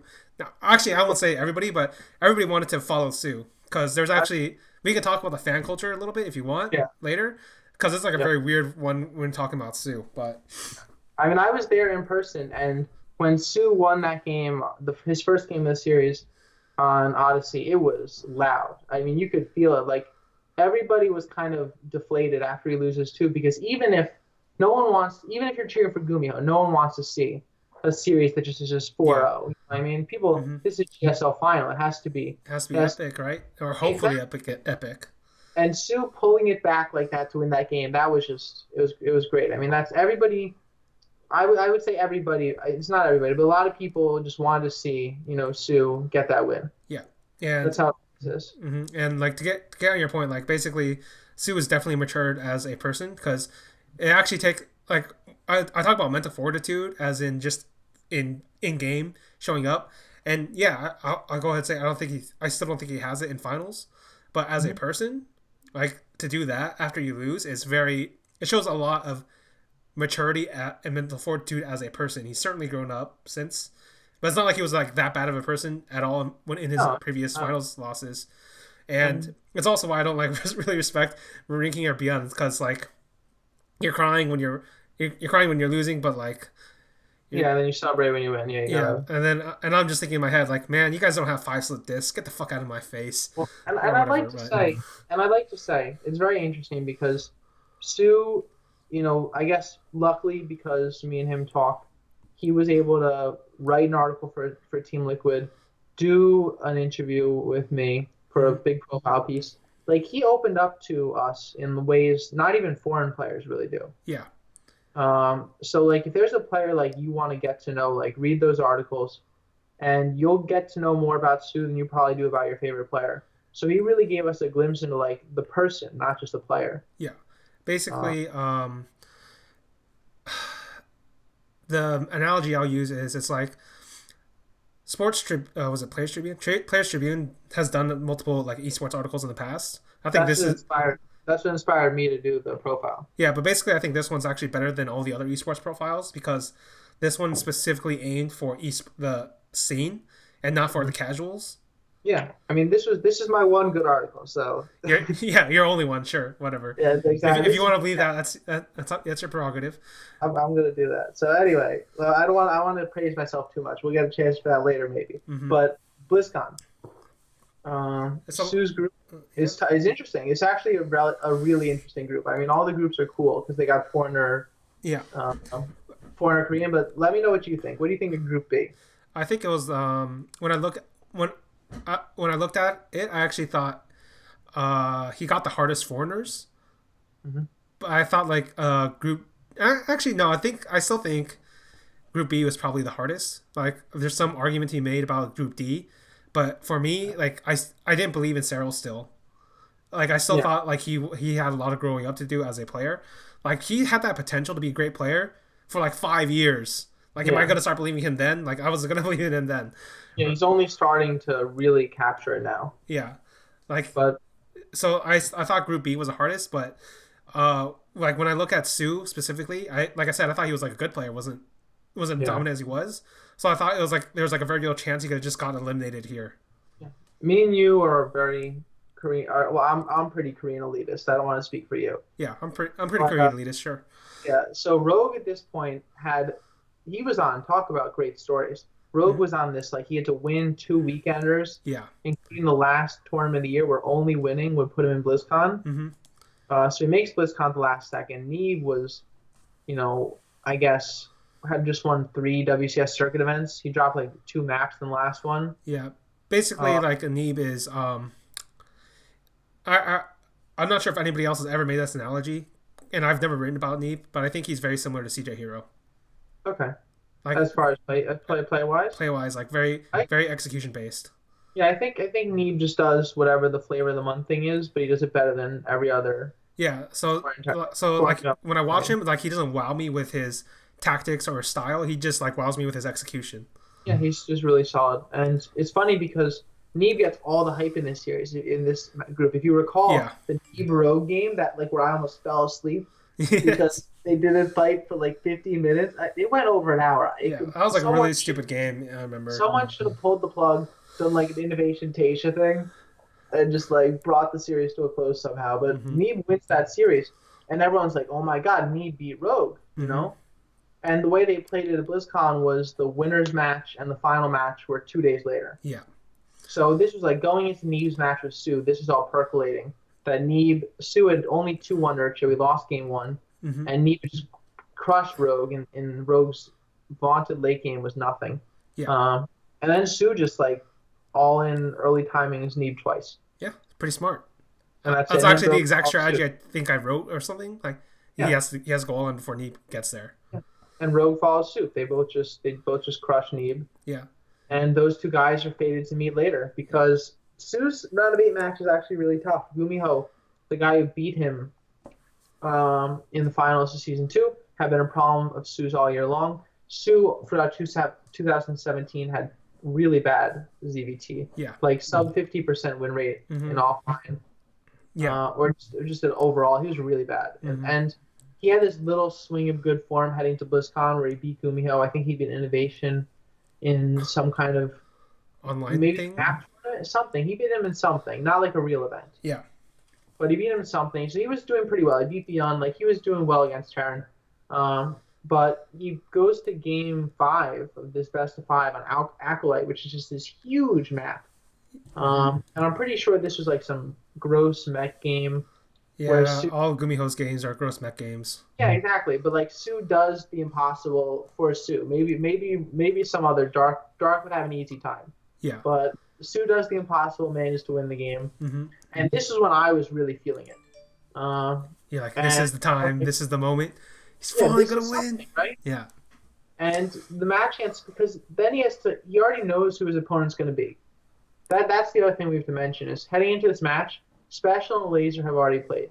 Hmm. So he knows his opponent's going to be Major, and you got to feel pretty good. Like just get to that semifinal, and you're in the finals. Yeah. So he beats Gumiho 3-0 Special.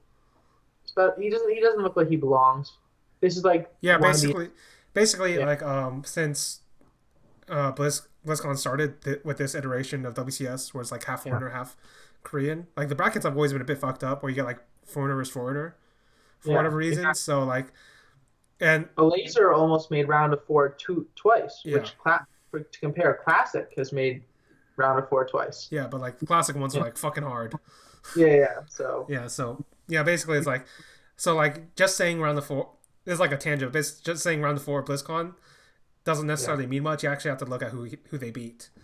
I'll be fair. Special played a really he was the star of the group stage in my opinion. Okay, yeah, he was pretty good in the group stage. I'll give him that. Crushed stats and he crushed TY. Yeah, like they're like, I'm just saying his like round of 8 wasn't that great compared to No, like, no, he beat a Laser, and when he loses to soO, it's kind of like a skill check, right? yeah, Like this is the classic Korean foreigner skill check. yeah. Basically, he beat the Protoss, he beat the Terran. Didn't beat the Zerg though, did he? Yeah, exactly. He couldn't do it. Mm-hmm. And on the bottom bracket, TY chokes against Rogue in another reverse sweep. Yep. setting up the Rogue versus soO final. And an interesting note about this from soO's perspective is, he said in this article that BlizzCon's going to be his chance to make up for his failures, right? Yeah. But when he was talking about this actual tournament, he went in where he thought let me look at the prize. Yeah, like third, fourth, quarterfinal, like that's a lot of money, right? So he was like, if I make the quarterfinals 21,000, semifinals 42,000, like I'll be very happy. But he said as he started winning, he beats Gumiho, he beats Special. He's like, no, I really want to win now. Of course, like once you get, like he basically fell into the fallacy a normal fan does. Like, man, wouldn't it be great if I just got to the round of 4 and just got that 40,000? But once you get there, your expectations go like, you know what, maybe just one more round, and then you get to the final round, like maybe I'll just win this entire thing. Wouldn't that be great? Like your expectations go up the further you go up that ladder. It's tough. I mean, and we're talking about these guys are competitors unlike any of us understand. Yeah. Like they take losing really hard.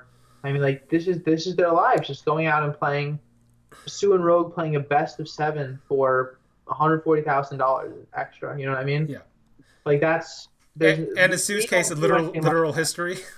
Yeah, we don't do anything like that. We're just plebs. These guys are so fiery, such great competitors. Yeah.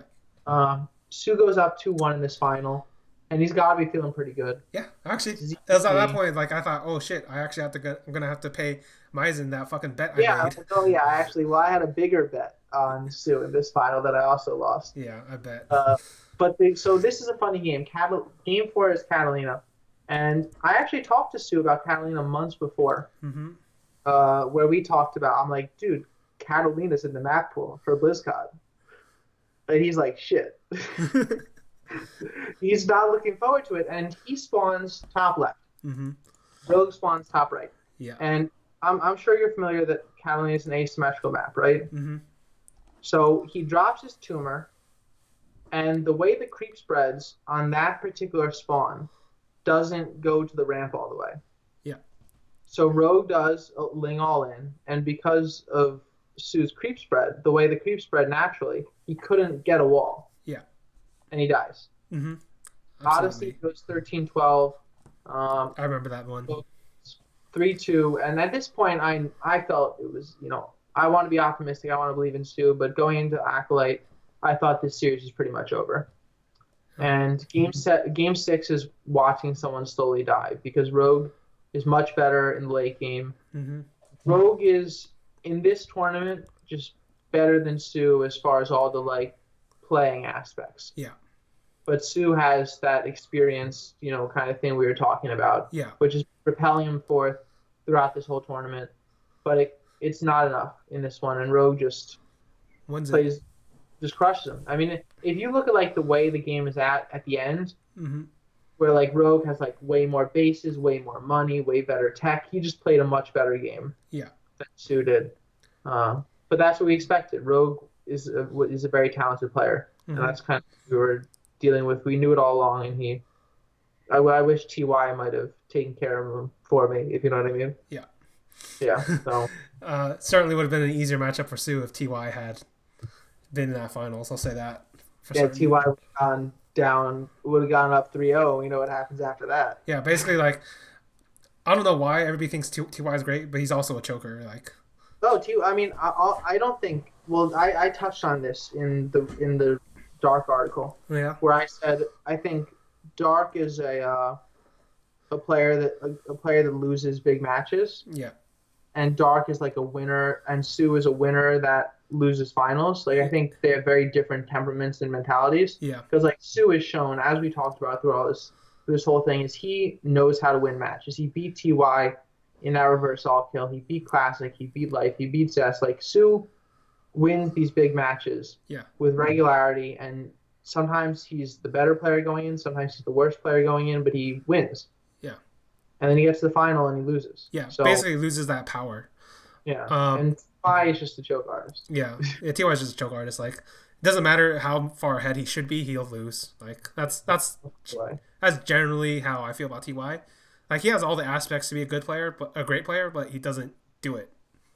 Yeah. And hasn't done it since transferring to StarCraft 2 like 6 years ago, right? Yeah, I mean, Like, so right? So this, yeah. So I guess we're at the end of 2017 with soO losing. He's now lost 6 GSL finals, and and the ones that don't really count as much. The IM, the DreamHack, but yeah, now the BlizzCon final, and he took this one really hard.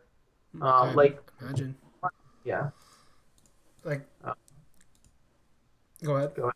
Yeah. So he took this really hard because this, like, we talk about, it's hard for us as fans even to get a perspective of where BlizzCon sits, right? Mm-hmm. Because normally in Korea, there's this GSL is more important than everything. Yeah.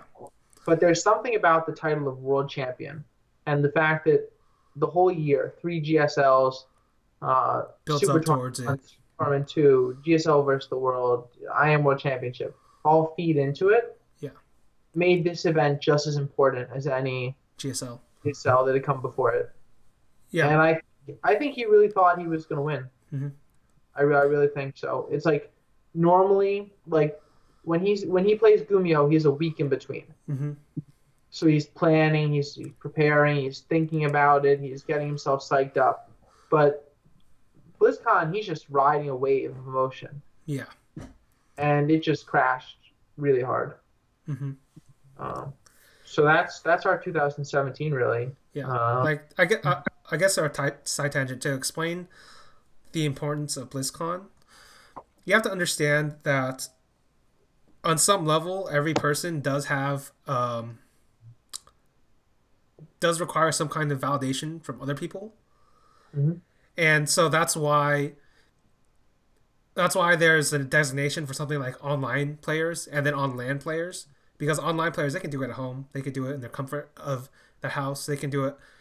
But when you go on LAN, like something makes them freeze up, like the pressure, the reality, seeing the entire crowd, makes them like break a little bit. Yep. And so it's very different. So there are very few players in the history of StarCraft 2 that have been able to ignore that at all. Like, I can name a few. Stefano was like that. Life was like that. MVP technically rose above it, I guess. But I'm not even sure if that counts because he's like injured the entire time. So it's like, yeah. So it might have been very different for him. But basically, the prestige factor of the BlizzCon is always when I did the greatest of all time like list. Basically, I actually wrote in the criteria that I put BlizzCon from 2013 onwards as greater than the GSL in terms of pure prestige. Yeah, I agree. Yeah, because basically, like, this is the one that everybody wants to win. But somebody else pointed out, but like GSL is the hardest win, and that's absolutely right. And what ends up happening with like the rating itself is you have to basically, in order for like the BlizzCon to be like higher rated, you have to play all the best players there. But even then, like, there's something special about it that it can't necessarily be replicated outside of BlizzCon. Sure. So I mean, yeah, it's a once a year thing, and you're the world champion if you win. Yeah, so it's like it's the equivalent of TI, it's the equivalent of Evo, it's the equivalent of a CS:GO major, it's the equivalent of like World's League of Legends, or it's the one.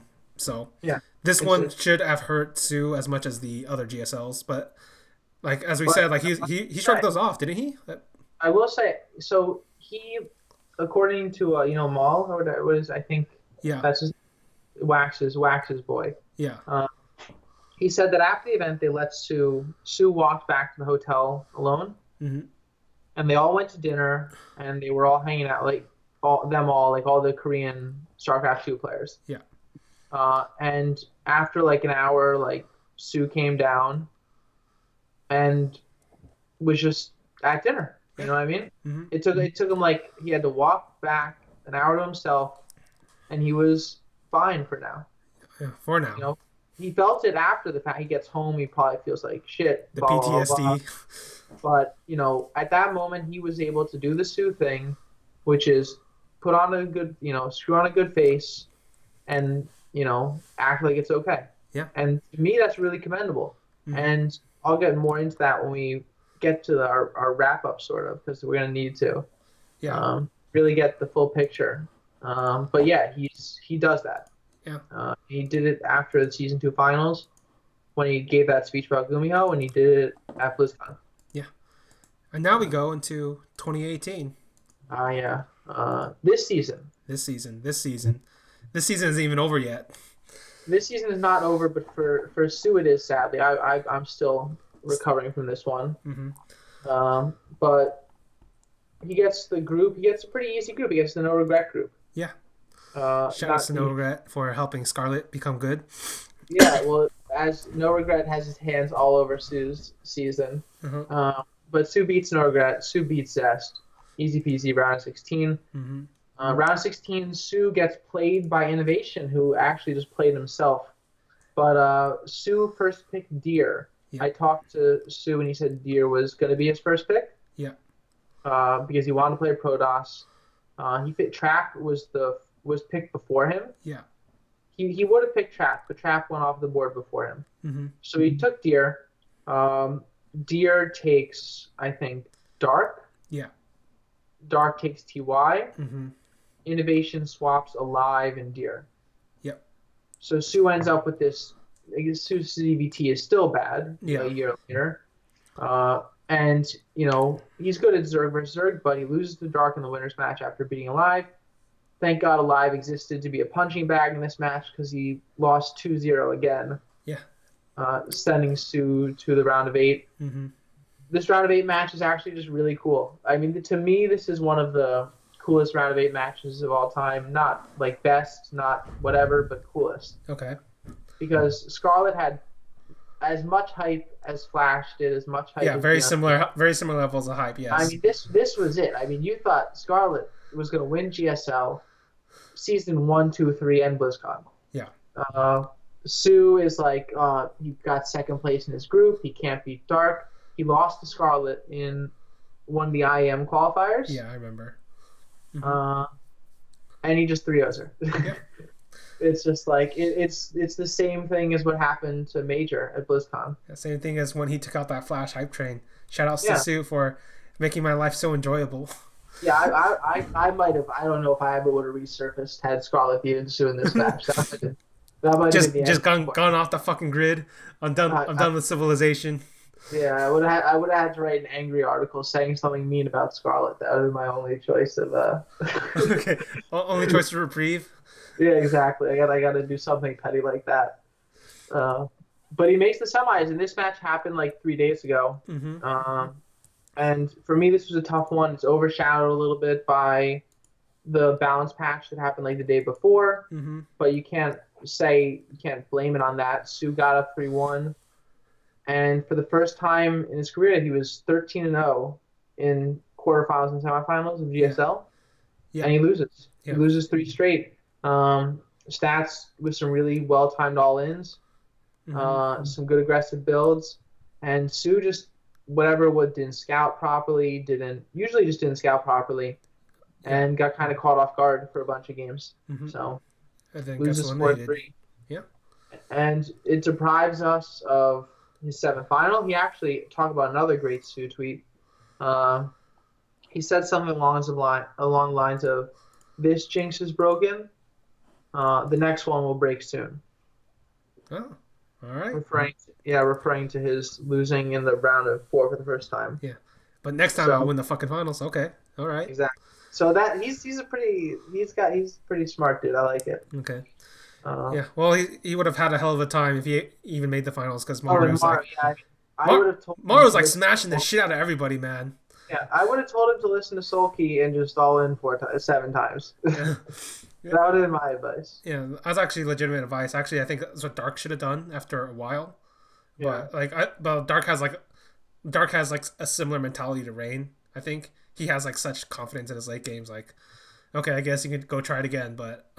Yeah, but Maru's just. I mean, it's fun. I wrote these like lead up articles before the season. Yeah, Maru just happened to be the best Terran in the world. Yeah. He was the only Terran to make round of 8. He made the finals. This could be his first finals GSL final win. That would be pretty sweet for a lot of his fans. soO would have had his hands full with that one for sure. Yeah, like that one for sure. I would have picked Maru. Like even if like soO showed up clutch wise, even if I gave him that caveat, I think Maru would have kicked his ass. Yeah, even if it were a semifinal. Yeah, like you gotta favor Maru. Yeah, like basically, I guess as a side tangent, I just want to talk about it. Basically, Maru has done what Innovation could not. Hmm. And what I mean by that is he's actually created an entire meta out of Oh yeah, it nothing. has. Yeah, And this ghost. I mean, the Ghost Liberator, and now Raven stuff. hmm Ty was really the first person to do Ghost Liberator. yeah, Uh, Ino fiddled with it. Maru fiddled with it, but Maru's the first person who's been able to really bring the Ravens into it on like a high profile stage. Like I'm sure other people have done it on ladder or whatever, but Maru's made it work in these big tournaments. yeah, And Zergs are gonna have their hands full. Um, yeah, soO probably is not equipped with the tools to beat that at this point. yeah. Basically, Wax was insistent. Like I watched all 26 of these games in a row. Yeah. So I did. It's like okay, fine. See what this is about because the Dark versus Maru series, like there are two like really incredible games in there that like match Hmm. up with anything in any time period. So I was like, okay, fine. I'll see what the fuck Maru's about. And basically, to explain it and why soO basically has no chance meeting Maru at this point. Yeah. Maru does something like I said, innovation can't figure out, and I called innovation the Plato Terran before, as in he is the epitome of the standard Terran.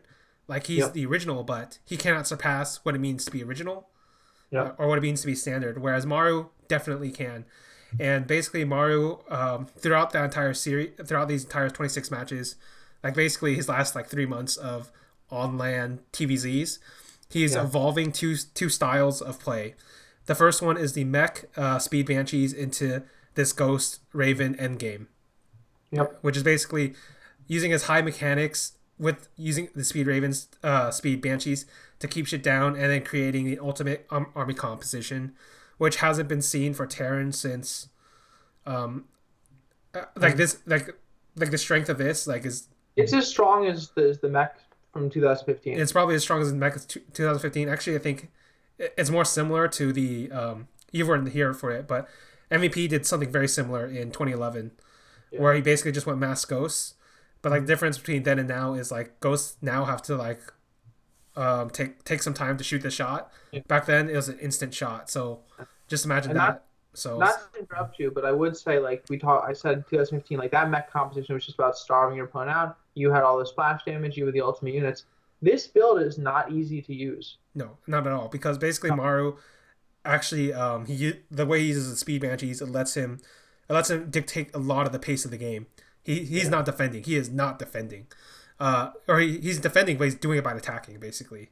Yep. He's buying himself And time and then space. yeah, basically, and then the other iteration, the reason like Mario is so fucking hard to beat for any Zerg right now is he's using bio, and he's pretty good at it. Like I'll go ahead and say like his micro isn't as good as he was back in 2014. Yeah. I don't think his execution is good either, but his strategy is way better than it was before. And since running into all these different players, he's actually figured out in this series against Dark how to combine the two of them. So he can now go into Bio and then end at Raven Ghost. And like Yeah. the small trick he does, and this is like something you're not gonna hear from anybody else, is he basically does a Sim City across all of his bases. Hmm. And this is something that no bio player has ever really done. But basically, the point of this is that usually when you play bio, you're trading out units, so nobody would ever think of building SimCity because you're on the attack.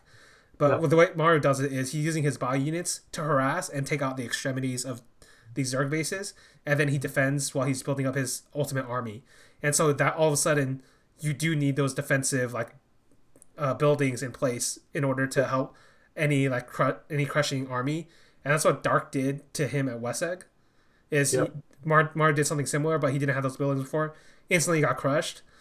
Same thing happens twice here, but because Maru has that SimCity, Maru survives, Maru wins. So do you think, but so we agree soO would have had a tough time on Maru. Do you think soO could have beaten Dark? Yeah, I think soO could have beaten Dark. I think like this with the I two think it's actually very comments. likely soO would have won if he met Dark in the finals.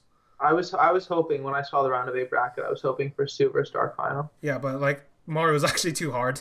Yeah. To be fair, if Maru had it met Dark at Westseg, there's a chance Dark could be in this finals now. Yeah. But because he met Dark at Westseg, he adapted his meta. Because this meta basically is just literally Maru. So the Mhm. way he's thinking is, No one else can play against. yeah, nobody else can play against him, and he has to evolve it himself. Yeah. Basically, this isn't like innovation copying somebody else's build and making it better. This is Maru making the build. Yeah. This And, actually reminds me a little bit of Sue said when he practiced against Gumiho, practiced for Gumiho Mm-hmm. in season two finals, he practiced with innovation, Yeah. and he said innovation was terrible to practice with Yeah. He's not good. because you just did the innovation build every game. Yeah. Like, You just did so did the, so if Dark goes and practices with innovation, you're not going to get good practice against Maru. yeah. Basically, it's like a waste of time playing against innovation unless the guy is like an innovation clone. And there are a few Yeah, of those, I'll admit. yeah, but But Maru's his own thing at this point. yeah, like Maru's always been his own thing, but like the fact that he's figured it out is what's terrifying, basically. So yeah, he's definitely a really dangerous dude. Actually, if this is a side tangent also, but Sulky did practice with MMA to be innovation, and basically Uh, MMA straight up told him to do the roach paneling thing. there you go. I mean, so people know. People got it all figured out. Just got to listen to Soulkey at this point. Yes, Got to call him up in ASL. yeah, yeah, man. The guy's burned out, but he's still got the fucking knowledge. He still knows his shit. Um, so yeah, So that ends Sue's story for now. Obviously, he's gonna go on to make some more finals. yeah, He's gonna win one of them. yeah, because I still think he's really good. What do you think? You think he's? I still think he has it in him to get to BlizzCon this year. I think BlizzCon is very doable because he does well in GSL. Yeah, I mean, if you look at his career, he's played in 1, 2, 3, 4, 5, 6, 7, 8, 9, 10, like 11, 12, I think 13 yeah. GSLs. Don't quote me on it. I think 13. Something around there. Yeah. And he's made the finals of 6 of them. So, half the time he's in the finals. Mm-hmm. So I'm pretty sure he's going to put up a good performance in BlizzCon. And I think ultimately how I look at like Sue going forward is I really see Sue as just like we talked a lot about it at times throughout this whole thing. Mm-hmm. But Sue to me has like the best story, right? Like Yeah. he's somebody that you can really get behind. I think a lot of people there are a lot of like innovation fans, right? Like innovation and I think innovation and Sue are a very different story. And I'll tell you why I think Sue's is so good Mm-hmm. because it's easy. It's not. It's hard to relate to champions, right? It's Yeah. hard to relate to guys that win all the time because in our lives we very rarely have things go exactly our way. Like very rarely do things go perfect. We don't get a moment where we stand on stage as GSL champ, the equivalent of a GSL champ, the best in the world, right? We Yeah. don't know what it's like to be best in the world. We can't relate to that. Uh-huh. But Sue's story of just failure, right? Just like he fails, he tries again. He fails, he tries again. At a certain point, he knows the fate that's awaiting him, if you know what I mean. Yeah. He knows the fate that's awaiting him, but he still tries again. He has the courage to put everything on the line again, to devote himself fully to winning, and he loses. Yeah. And I think it's so admirable. I think that Sue is like we know more about Sue as a person than any other Korean pro. Any other StarCraft pros? Any other StarCraft pro. I mean, like the foreign pros could have an opportunity to. Like the only other StarCraft pro we know this well is Naniwa, but for very different reasons. Yeah, and I really felt, in general, I felt that a lot of people doing interviews with pros do a very good job of like giving information about the playing and how they feel about the games or this match or that player. Mm-hmm. But there's a real lack of like storytelling as far as these players' stories. And when I interviewed Sue, I didn't really ask any questions about StarCraft. I asked questions about how he felt about things, and because I think that's interesting, and I think Sue gave us that, and I think Sue is like a guy that everybody can be a fan of because everybody's trying hard, but Sue's the one that knows what waits for him at the end. Yeah. And keeps doing it. So that's what I think. You talk about what is Sue going to do in the future. He's going to pick himself up and he's going to play season 2 because Sue is the GSL. Without Sue, the GSL is a shell of itself. He's been the defining storyline since Heart of the Swarm. Yeah, since 2014 basically. Yeah, I mean even end of 2013.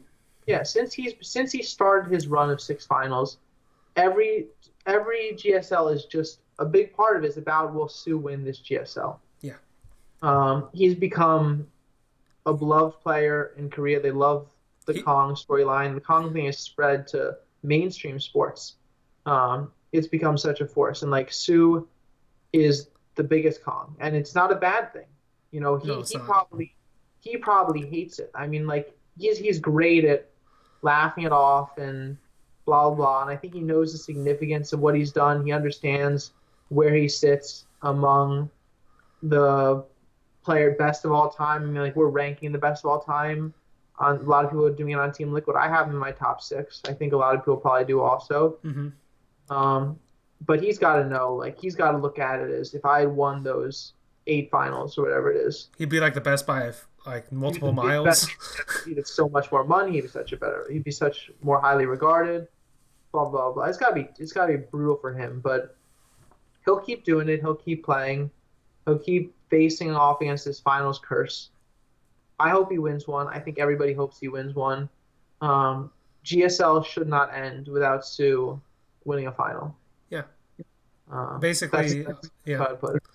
Yeah, basically, to follow up on your point, the biggest pain, the biggest loss any competitor will likely ever face, assuming they don't have like injuries or whatever, Yeah. is losing in the finals. And nobody understands this until they actually get there, because when they get there, you realize something. You realize, like, if you are in the finals of a GSL, Yeah. you have basically beaten every single player in StarCraft 2 except one guy. Yeah. It's only one more match. Yeah, only one more match, and you are actually so close to winning. And when you get to that point, you have invested, in order to get even to that point, you have invested so much of your time, so much of your life, so much of everything you are into this game. And to fail at that point is soul shattering. Like, you can go ahead and look through all of Brood War, all of StarCraft 2, and just look at all the finalists. You're not going to have that many runner-ups make it back. Very few of them do. And even the ones that do, like, they leave kind of broken. Like I talked about the Kongs, there's like Fantasy, there's Stork, there's Famously Yellow, there's Beol, there's Dream, there's Dark, there's Marine King for a while. A bunch of these guys, but none of them have ever been able to get back up as many times as soO. And for me, anyway, if we're just talking about his pure story, he is the most iconic player in all StarCraft 2, way more so than even MVP, right? And Yeah. there's reason for that, because MVP is only around for like 2 years. soO's been around for like the last 5 to 6, and his story of failure and his story of getting up. Not only is it about like him, not only is it about competition, not only is it about like the human fucking condition, it's also about it's about like the fucking StarCraft 2 community as a whole too. Like, this is literally what soO is. Yeah. And it's so relatable. Like I said, everybody has felt like the feeling of failure. Mm-hmm. Everybody, not all of us have been champions, but all of us have failed at something. Yeah. So soO is someone that we can really. It's profound. It's a simple struggle that we can all relate to, I think. Yeah. So he is definitely one of the most interesting stories. And all right, I guess there's 2 more topics to talk about. I don't know if you want to talk about this, like, fan culture around soO. Oh yeah, we of course. All right. Basically, he's interesting. yeah. Basically, in my opinion, there's like 2 fans of soO. The first fan is like a bit more like you, like, want this guy to win, relate to his story, think this is a great fucking story, great player. And the second fan is like, the fan is like, oh, it's like torture porn, basically. Like, it's torture porn for them. Like, oh, I feel so sad for soO, but do you really, or do you just like want to? Yeah, I know. Like, those are like the 2 fans. I always just thought it was kind of weird, but an interesting like side effect. I think it's interesting that you mention that though, because soO's fandom is very unique. Like, if you're an MVP fan, like, you know what you're supposed to say, you know what you're supposed to do, you know this established thing. It's very simple. Yeah, because I wrote it. You just follow the thing. It's very clear what you do. But with soO, like, I don't think the foreign scene has the same venerates Kongs the same way. Mm-hmm. And I think soO is much more popular in Korea than he is overseas. Yeah, that's really strange to me. I think In really Korea, strange. if there was one player that retired today and it damaged the Korean scene the most, it would be soO. Mm-hmm. They would have a hard time really getting over that. Like, GSL Season 2 would not be the same. Yeah. But over here, there's not to say, a lot of people mock him over there, of course. Yeah. It's a pretty good. I mean, I don't know if you've seen like all the Korean amateur video people who make like all the like I think YouTube videos yeah, I or think like I've seen some of them. Yeah. they're great. I mean, like they're hilarious. I hope Sue thinks they're hilarious too because they are pretty funny. Mm-hmm. But it's also he's an easy guy to make fun of. Mm-hmm. But I think over in Korea, it's not really malice. It's done with this context of him being a Kong, Yeah. which is such a big thing in Korea. Mm-hmm. Um, Foreigners don't really have that same feeling about Sue. Yeah. It's very So strange because as you saw, he was in the Nation Wars voting, and he almost lost out to MMA and parting. yeah.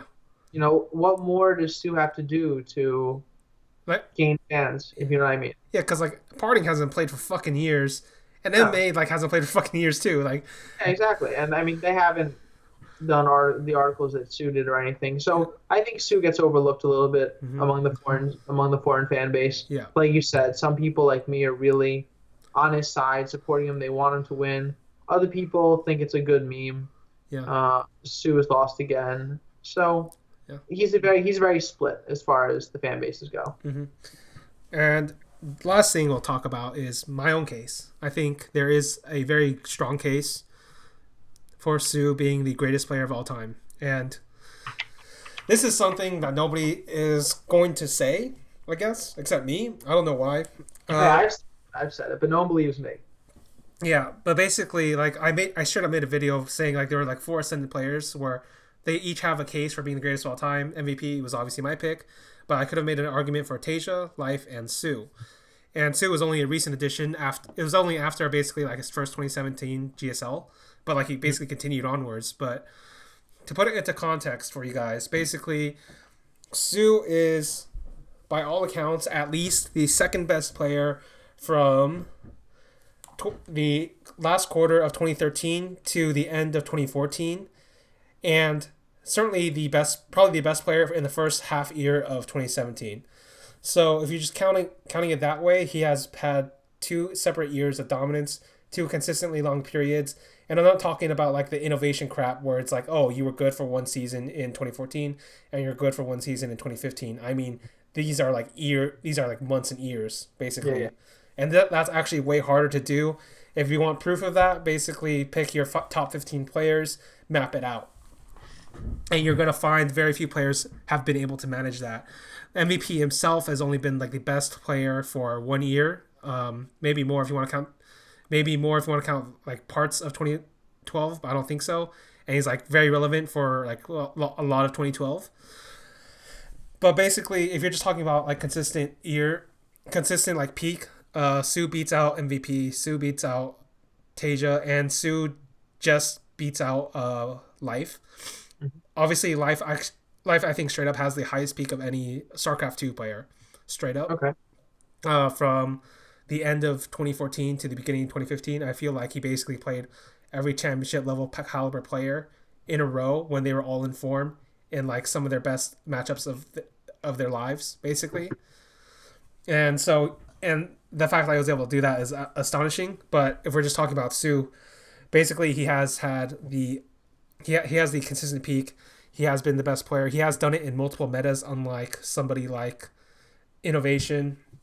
He is a player who has, if you count GSL as the most important tournament, he has the most GSL finals by far. And he has the BlizzCon, and he has that round of 4, and he has like GSL versus Worlds, and he won Kespa Cup. Plenty of accomplishments, plenty of players he has beaten. And if you just look at the style he has produced, the way he has done it, nobody can match. No Zerg has ever been able to match that. Basically, he has had huge impact on the game. And so when you look at it through all of that lens, yeah, he can be straight up the greatest of all time. And even without like the victories to back it up.